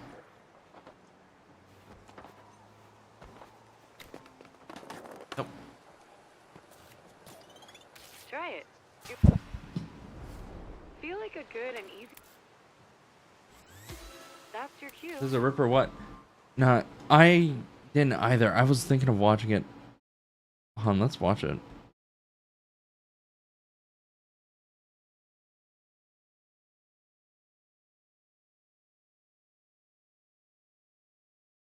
Oh, it wasn't a part, it was a tour. It was a full ass video. I'm a little tired, especially because we've been going on 3 hours. Great stream, by the way. Thank you all for tuning in and hanging out. It's been a lot of fun. What if we just end on watching a part, and if you have any more questions, we can answer it after the video. So think of some questions, and then we can do that. Deal? Deal? Swag? Swag. I was questioning if now is the time. Let's fucking do it.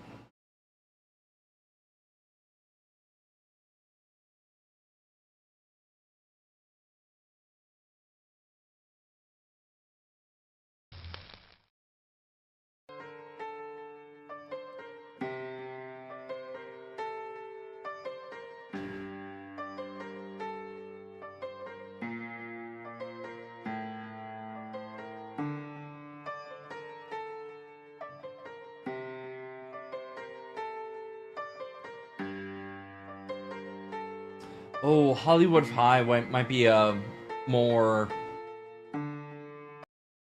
Oh, is Hollywood High more prominent than El Toro? I don't think so. I think it's still El Toro. I think Hollywood High is the most accessible because it's LA.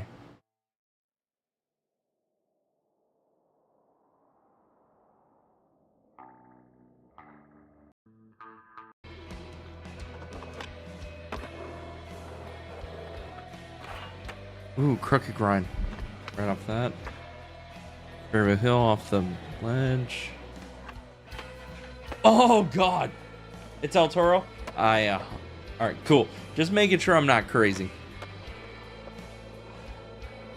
Oh, we're going for a line?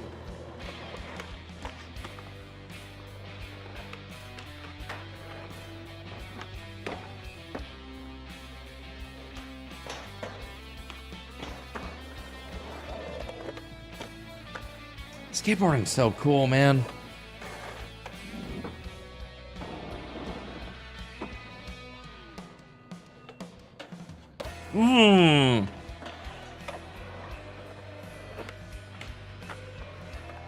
I also heard Yuto's coming out with another part as well. That's a long fucking rail.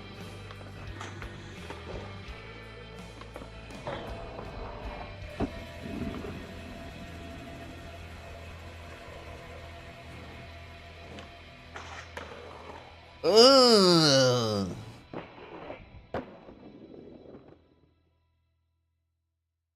Disgusting. What the fuck was that? Into the LA River? You shit me? Hold on. I'm getting a little spicy. I can't yell this much. I'm gonna take out an earbud so I'm not yelling too bad. Ugh. Is his entire part the LA River? No shot, no shot, no way! Is his entire part the LA River? That's sickening. It literally is just Like, fuck it, we're gonna session. Let the cop there.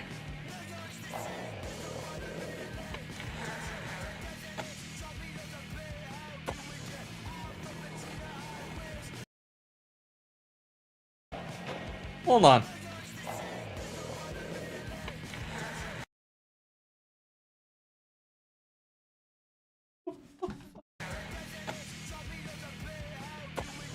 Oh my god, that is, yeah, that's just a fucking string.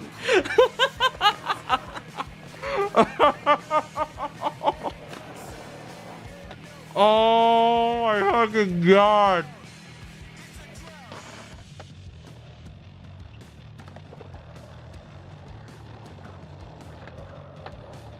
With the pole.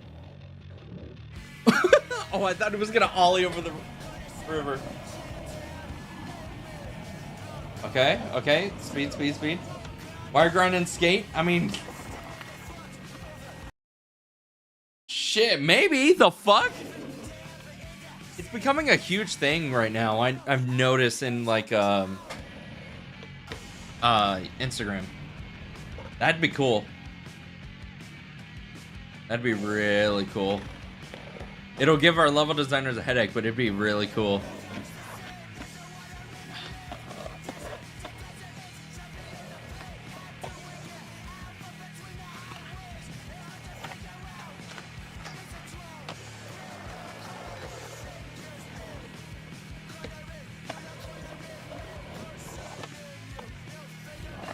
Chains will kill you. Have you seen people skate chains? I've seen a bunch of it.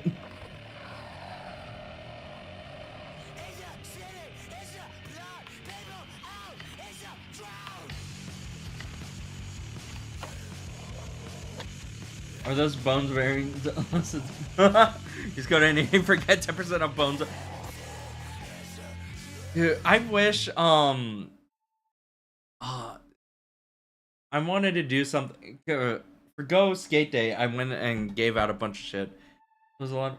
Any yes. Okay, hold on. Maybe we'll watch one more. I love watching the what's it called? Total Wisdom, or like something wisdom for Andy's part. That was a really fun one. I love that video.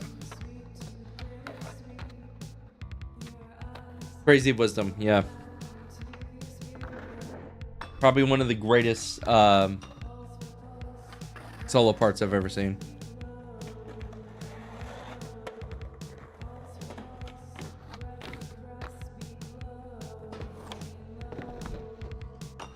Jesus.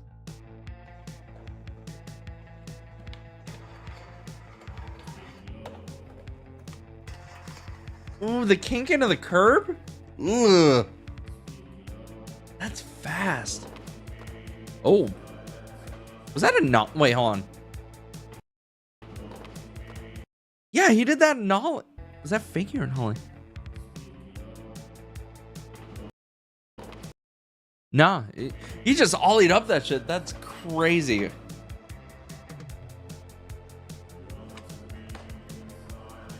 Right flip it and a nollie shove.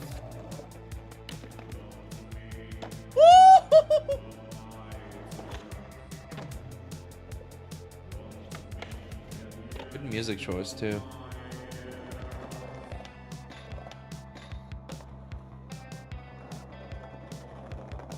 Oh, the back-to-back with Nyjah?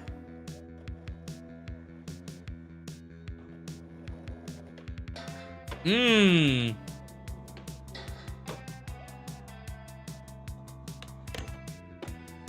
Beautiful.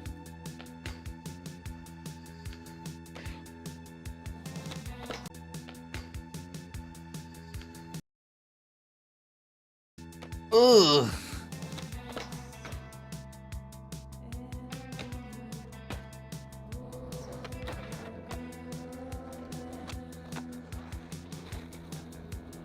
That was so fucking clean. I loved that. That was so clean.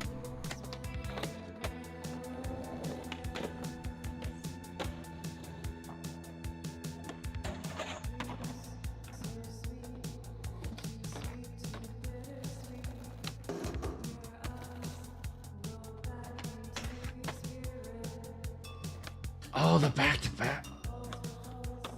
Ooh! That was long.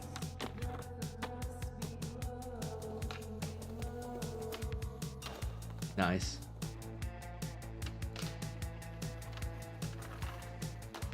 Jesus.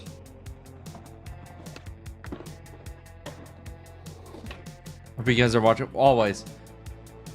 We always have there's a chat that we have in Slack and we just always send new parts out. Like I was the one that I've never felt cooler. I felt like fucking Paul Revere when the Jocelyn news dropped. I like fucking went into it and be like or what's his name when he's like Morpheus is fighting Neo. I'm like Jocelyn Troy flipped El Toro, and then everyone just started sharing videos and shit and like explaining the lore, how we went back like 7 years later. It's just like, oh my god, like we're always talking about.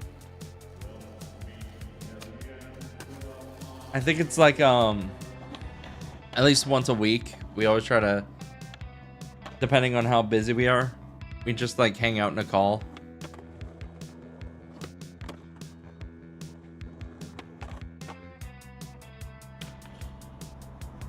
Also, it's like new ideas to like figure out what to add, especially in like terms of spots and stuff. Okay, Skitch into a big ass gap. Oh my god, that was that a dolphin? Oh my god.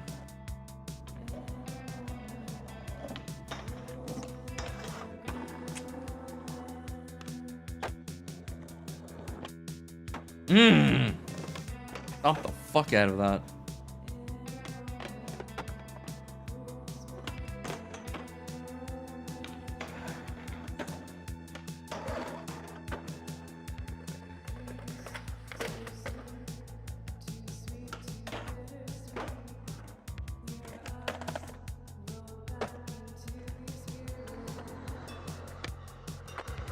So,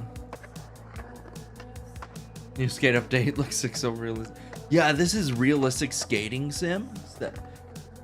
Realistic skate 4K. New playtest highlights. Oh!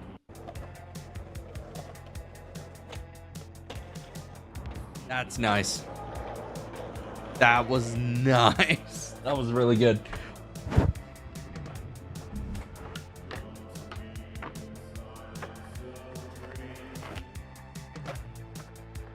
Can you guys just steal the replay editor from Session? True.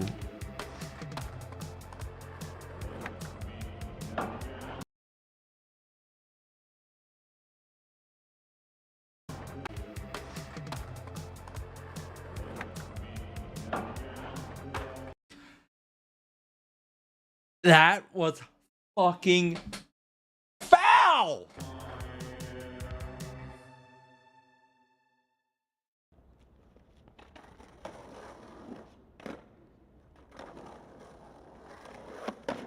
Oh. Huge send. Oh.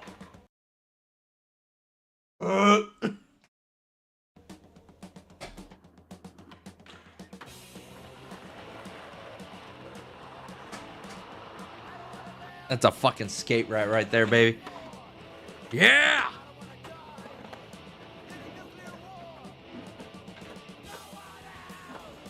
Your arm just broke watching that. I think it did. It got scared and just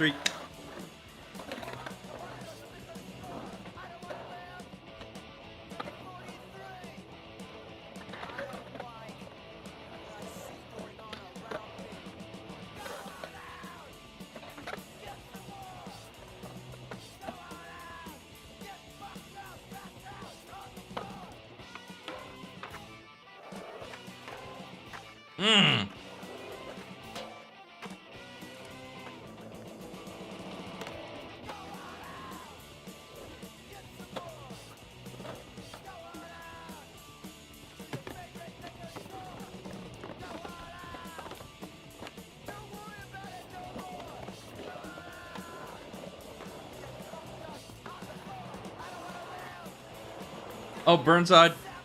Woo! That's huge.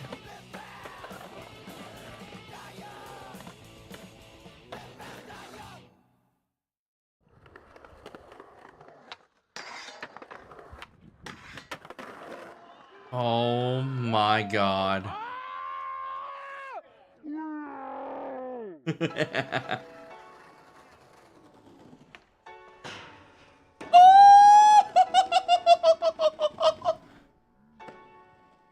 Yo, what up, March?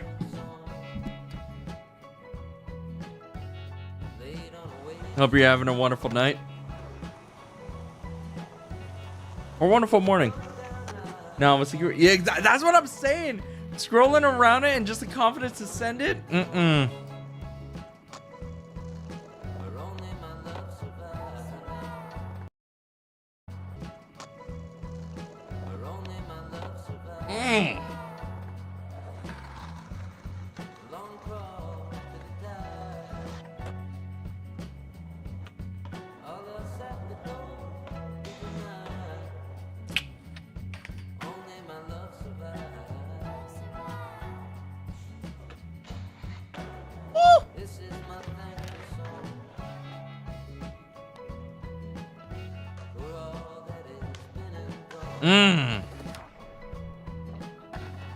You guys make it look so easy. Hey, it's crazy.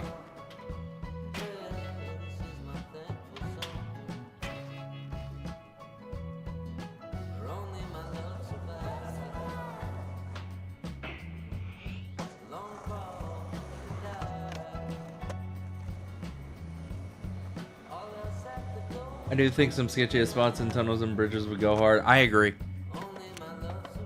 I 100% agree. Oh!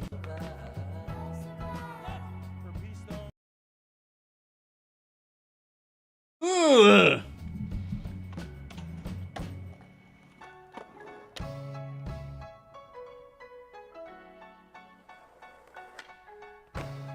Gnarly ass head bunk.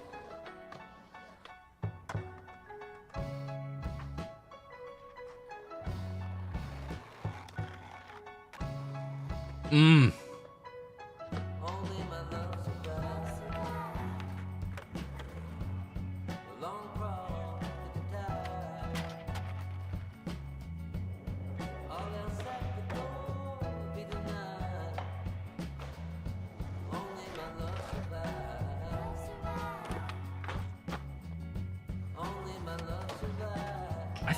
I think we need more of those.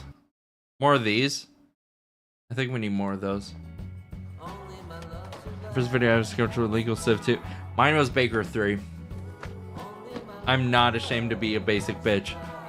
The first video I saw was my cousin had a copy of Baker 3. Or the one that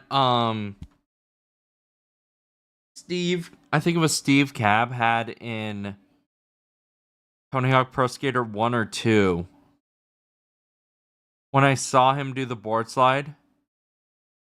The Steve Cab one was a big one for me. Ugh.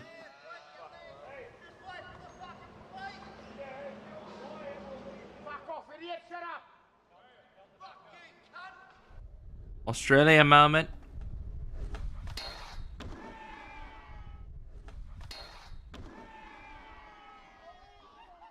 On that floor too? Ugh.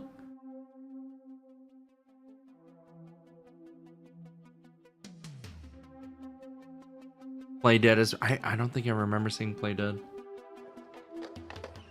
Also, I forgot the name of the blind video, but it is the one with the fucking Jason Lee tray flip. It's from Supreme. I'll have to watch it.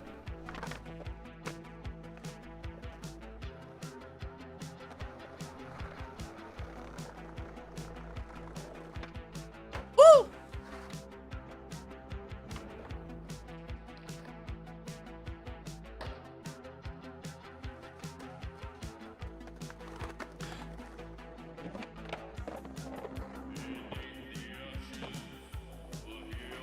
looks so beautiful.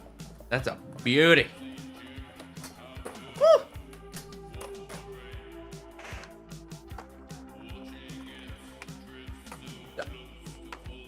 Need to watch Welcome to Hell. I don't think I've... It's been a while since I've seen that, I think. I want to see Nija's part. Because this entire video has been so sick. Like, just back-to-back bangers. Like, this is a phenomenal fucking video. I think...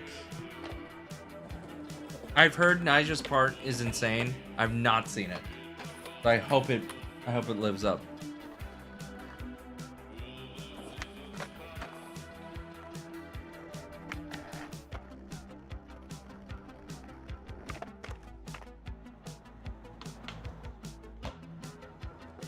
As much as I love level design, I need to get more unorthodox present spots.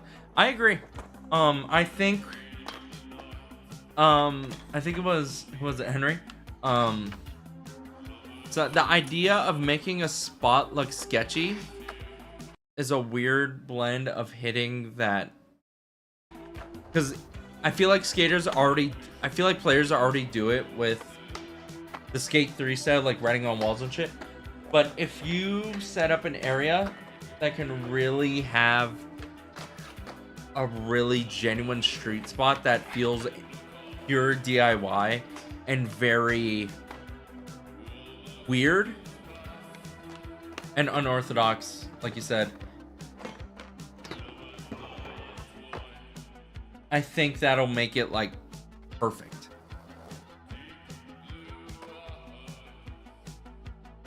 Y'all need to study the hell. You mean the thing all the level designers from that still exists from Skate 2? Give me the Skate 2 map. True. Actually, not all the level designers. A majority of like the directors and stuff. I agree. All right, Mr. Houston, let us see what you got. Ugh. Yo, what up, Nathan? We're just ending the night with some skate videos. The really fun stuff of someone knows getting people. How do I do this guy thing? Exactly. Some of the line challenges have that, but I think we need more of them. This is me skating, by the way. Oh shit! All right. See the Nike touch me.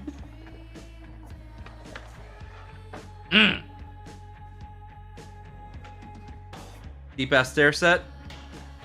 Easy pinch. Crazy work from Powers. I love Nyjah. Nyjah. People give Nyjah so much shit for being an amazing near perfect skater in comp. But I'm gonna say they're just fucking haters. He is such a good fucking skater. He is up there for a reason. Sometimes he doesn't have sauce, but you watch his street parts, he sends it. I think his King of the Road, I don't know if we have any King of the Road watchers. If you know, you know. He's so good, so fucking true. His King of the Road part was probably that did him the most damage because of just because he was injured for half of it. I think it is crazy. He's fired, but I think Yuto's overtaken him. That's just the Grim Reaper coming for you. That's just time. I mean, Nyjah's been what, dominant for a decade and a half. It was a matter of time. Nyjah's Jordan, Yuto's LeBron. Oh, that's facts. I could not have put it a better way. Later flip or late tray flip. When I was a kid, I did even call dropping. I think it was the mountain biking and biking all.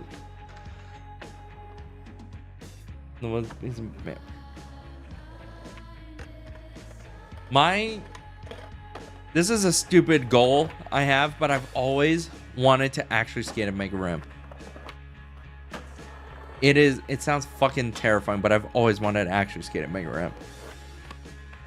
I would shit my ass though.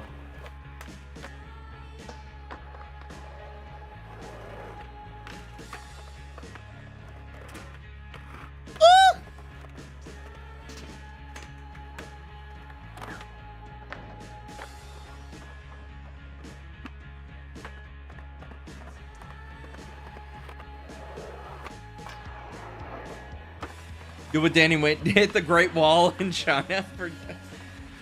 Hit the Danny Way special. Didn't he do that with like a broken foot or something? He broke something right before. I swear. Like, I think that's an integral part to the lore. He broke something right before it and then he did it. Because he didn't want to do it again. I'm like, skateboarding is just that. It's that I don't want to do this again, so I'm going to do it right now.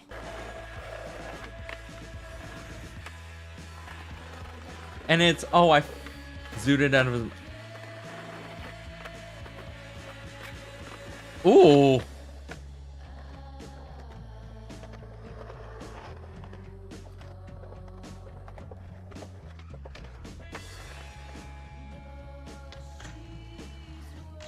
Oh my...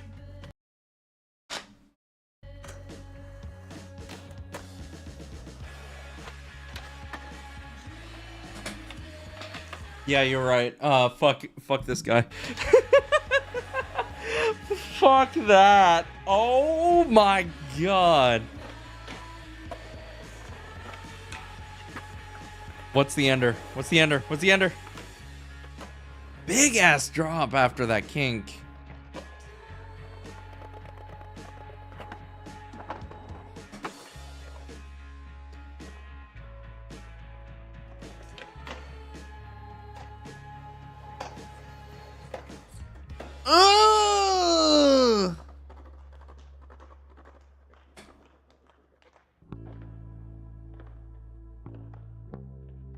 Oh my fucking god. Alright, hold on.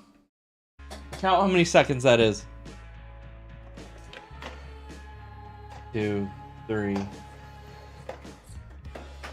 That is a fucking 6-second grind down. What was that?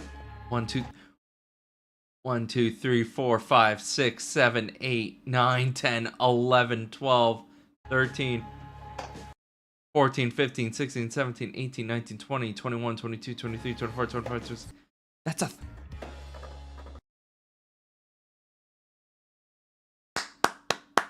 I got nothing. That was gorgeous. I'm looking forward to asking Amanda to give us max pop height limits on... Oh, I can understand that. That's real as fuck. Especially for manuals. I want to do some insane shit. Oh my god. That was fucking disgusting. But that was awesome. Holy... It's a 32 star? Yeah, shout out to Nija. That was an amazing video. You need to do the grind next. I've actually Do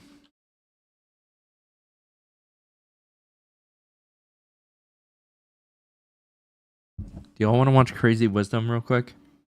One's in chat for Crazy Wisdom.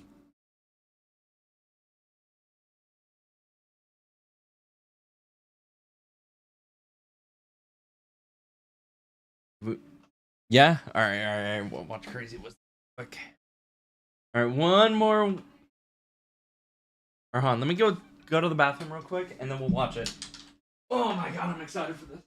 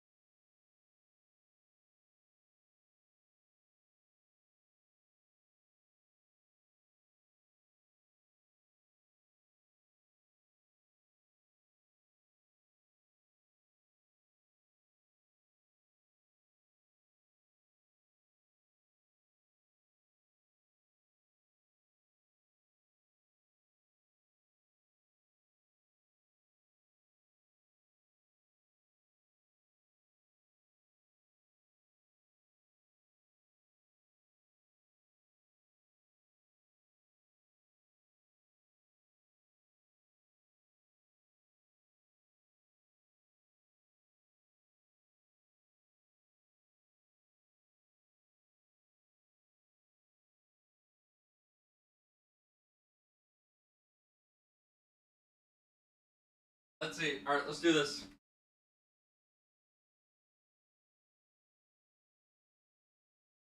One. Okay. Man, you should work on skin some. Shut the fuck up. All right. You will know I have won when we start doing full freestyle in the game. That's the one thing I want. I want freestyle in the game so badly. I don't know how it would work from a design perspective because I don't touch that, but I want it so bad. Also, I want that so badly. The little one. You want somebody to It's out of love. I don't mean it out of hatred. I say it out of love.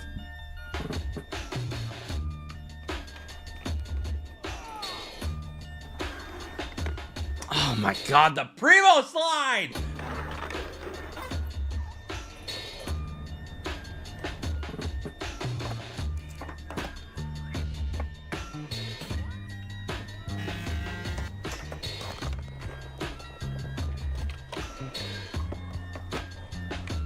Where's the damn underflips and dark slides, Mr. Game Dev?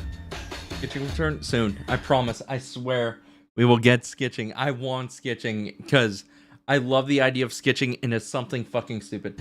And also, I think dark slides are season 3, right? Hours, am I right? I think it's season 3.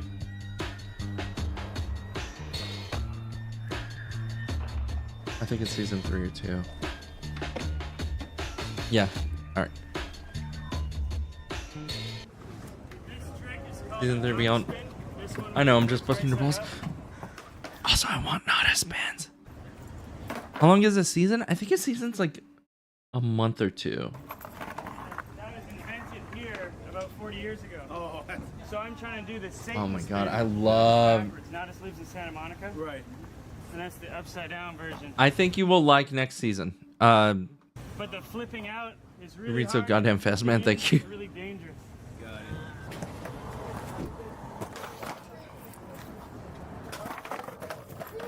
Oh my god, Andy.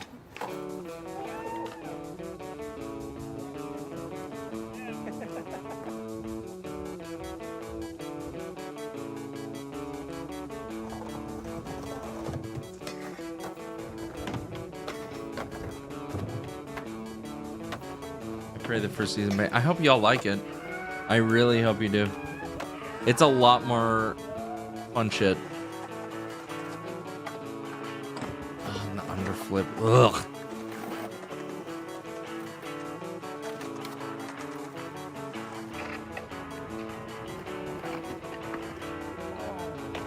Oh, right on the rib cage. On the wall, on the wall, on the wall, and slim. Prop skins.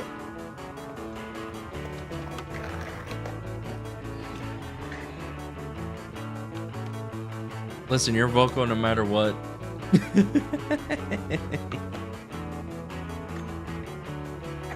I want that shit. I've been trying to do that in Skate the entire time. Anytime I hit a pipe, I'm like fucking rotating the I'm rotating so fast and then going for the fucking grind back off every time. Pray it'll work. Not a stuff. You know what? Let's watch that. You're right. We didn't give that enough.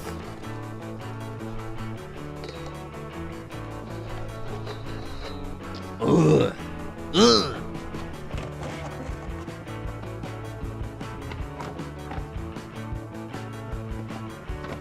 Jesus. And adding the OG kickflip, adding this without the pop is art.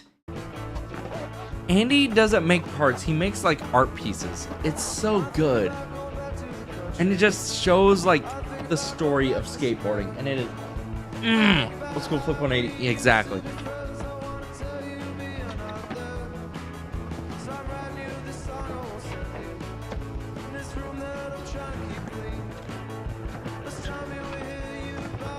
Oh my god.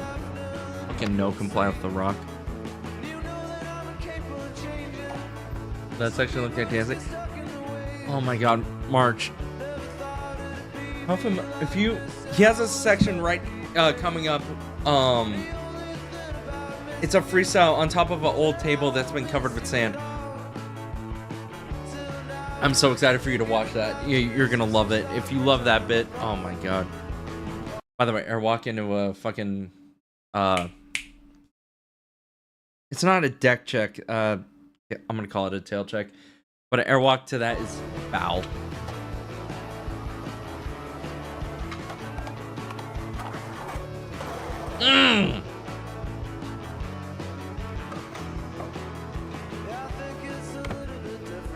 Airwalk to disaster, thank you.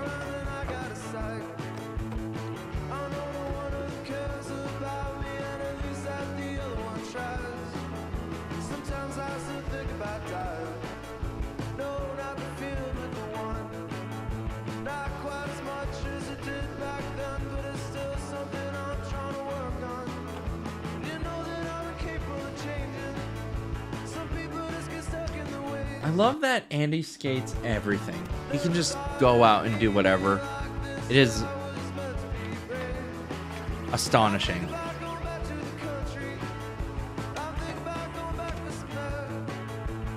Isn't that Tony's place? Yes, it's his permit.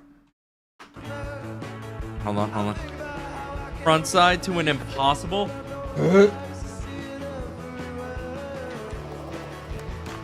Art. It's fucking art.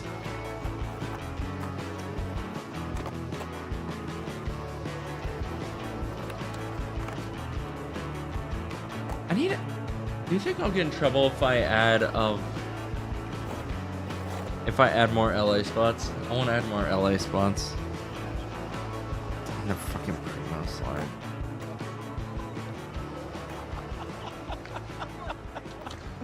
I was appreciated to find freedom of expression out of confinement.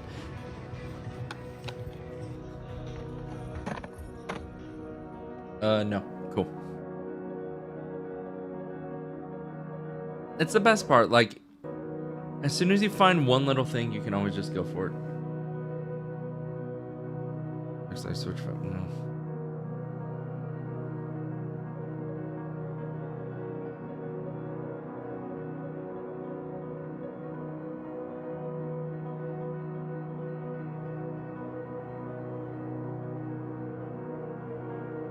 Now we just witness beauty.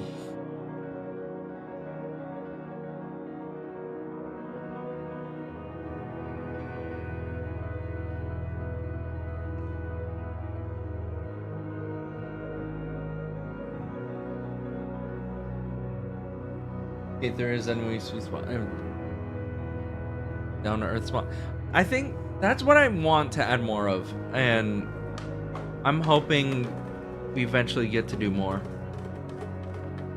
I love Andy may be cheating, but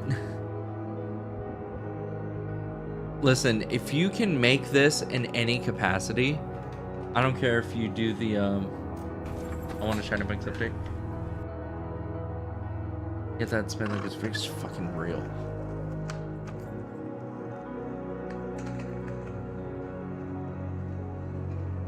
Like, you could call that cheating if you want.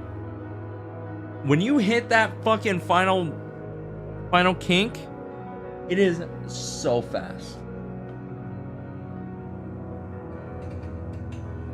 I'm surprised all the rooftops aren't filled with weird DIYers or ramps.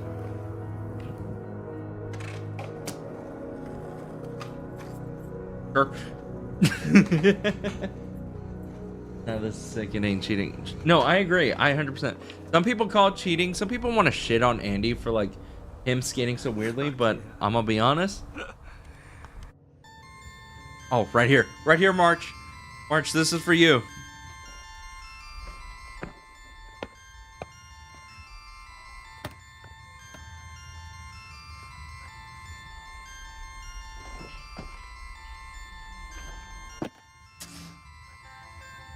Mwah! Oh my god. Every time Rodney did with Squatch ads, and then exactly, it is such a beautiful tribute to fucking Rodney, bro. Like, god damn. And then shit like that.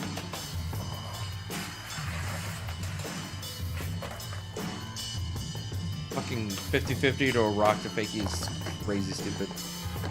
See, shit like this. I want to add stuff like this. This is stuff I would love. Like, I want to do this to Brick Switch. I don't know where, but I want to add it. Like, I love that.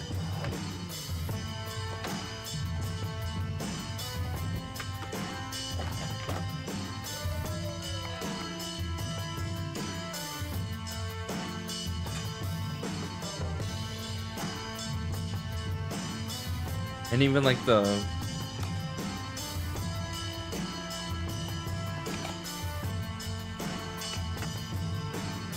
I think as the game gets more refined and adds all the things that are necessary, like underflips, dark slides, and all that stuff,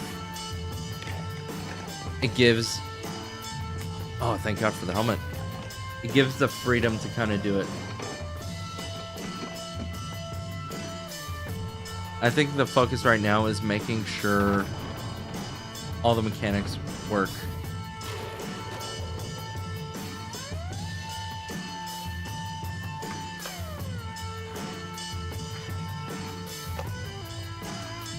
He loves that impossible. Jesus Christ.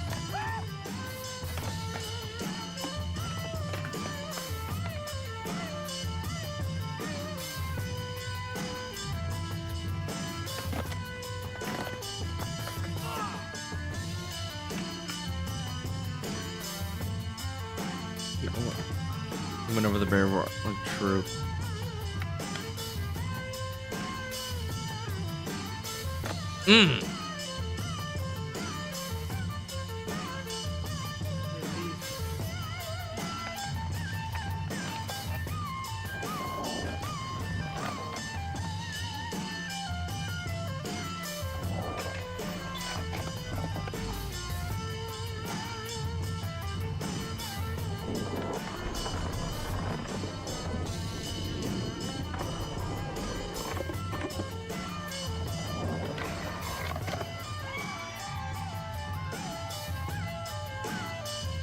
Chains will kill you. Oh my God.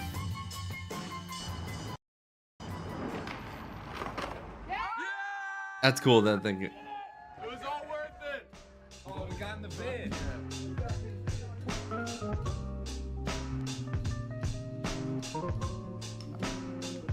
I think that is a perfect video to end on.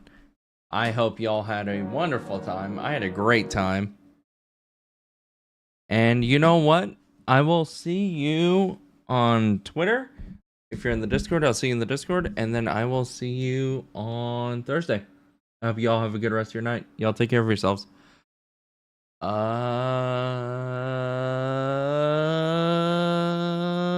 Bye.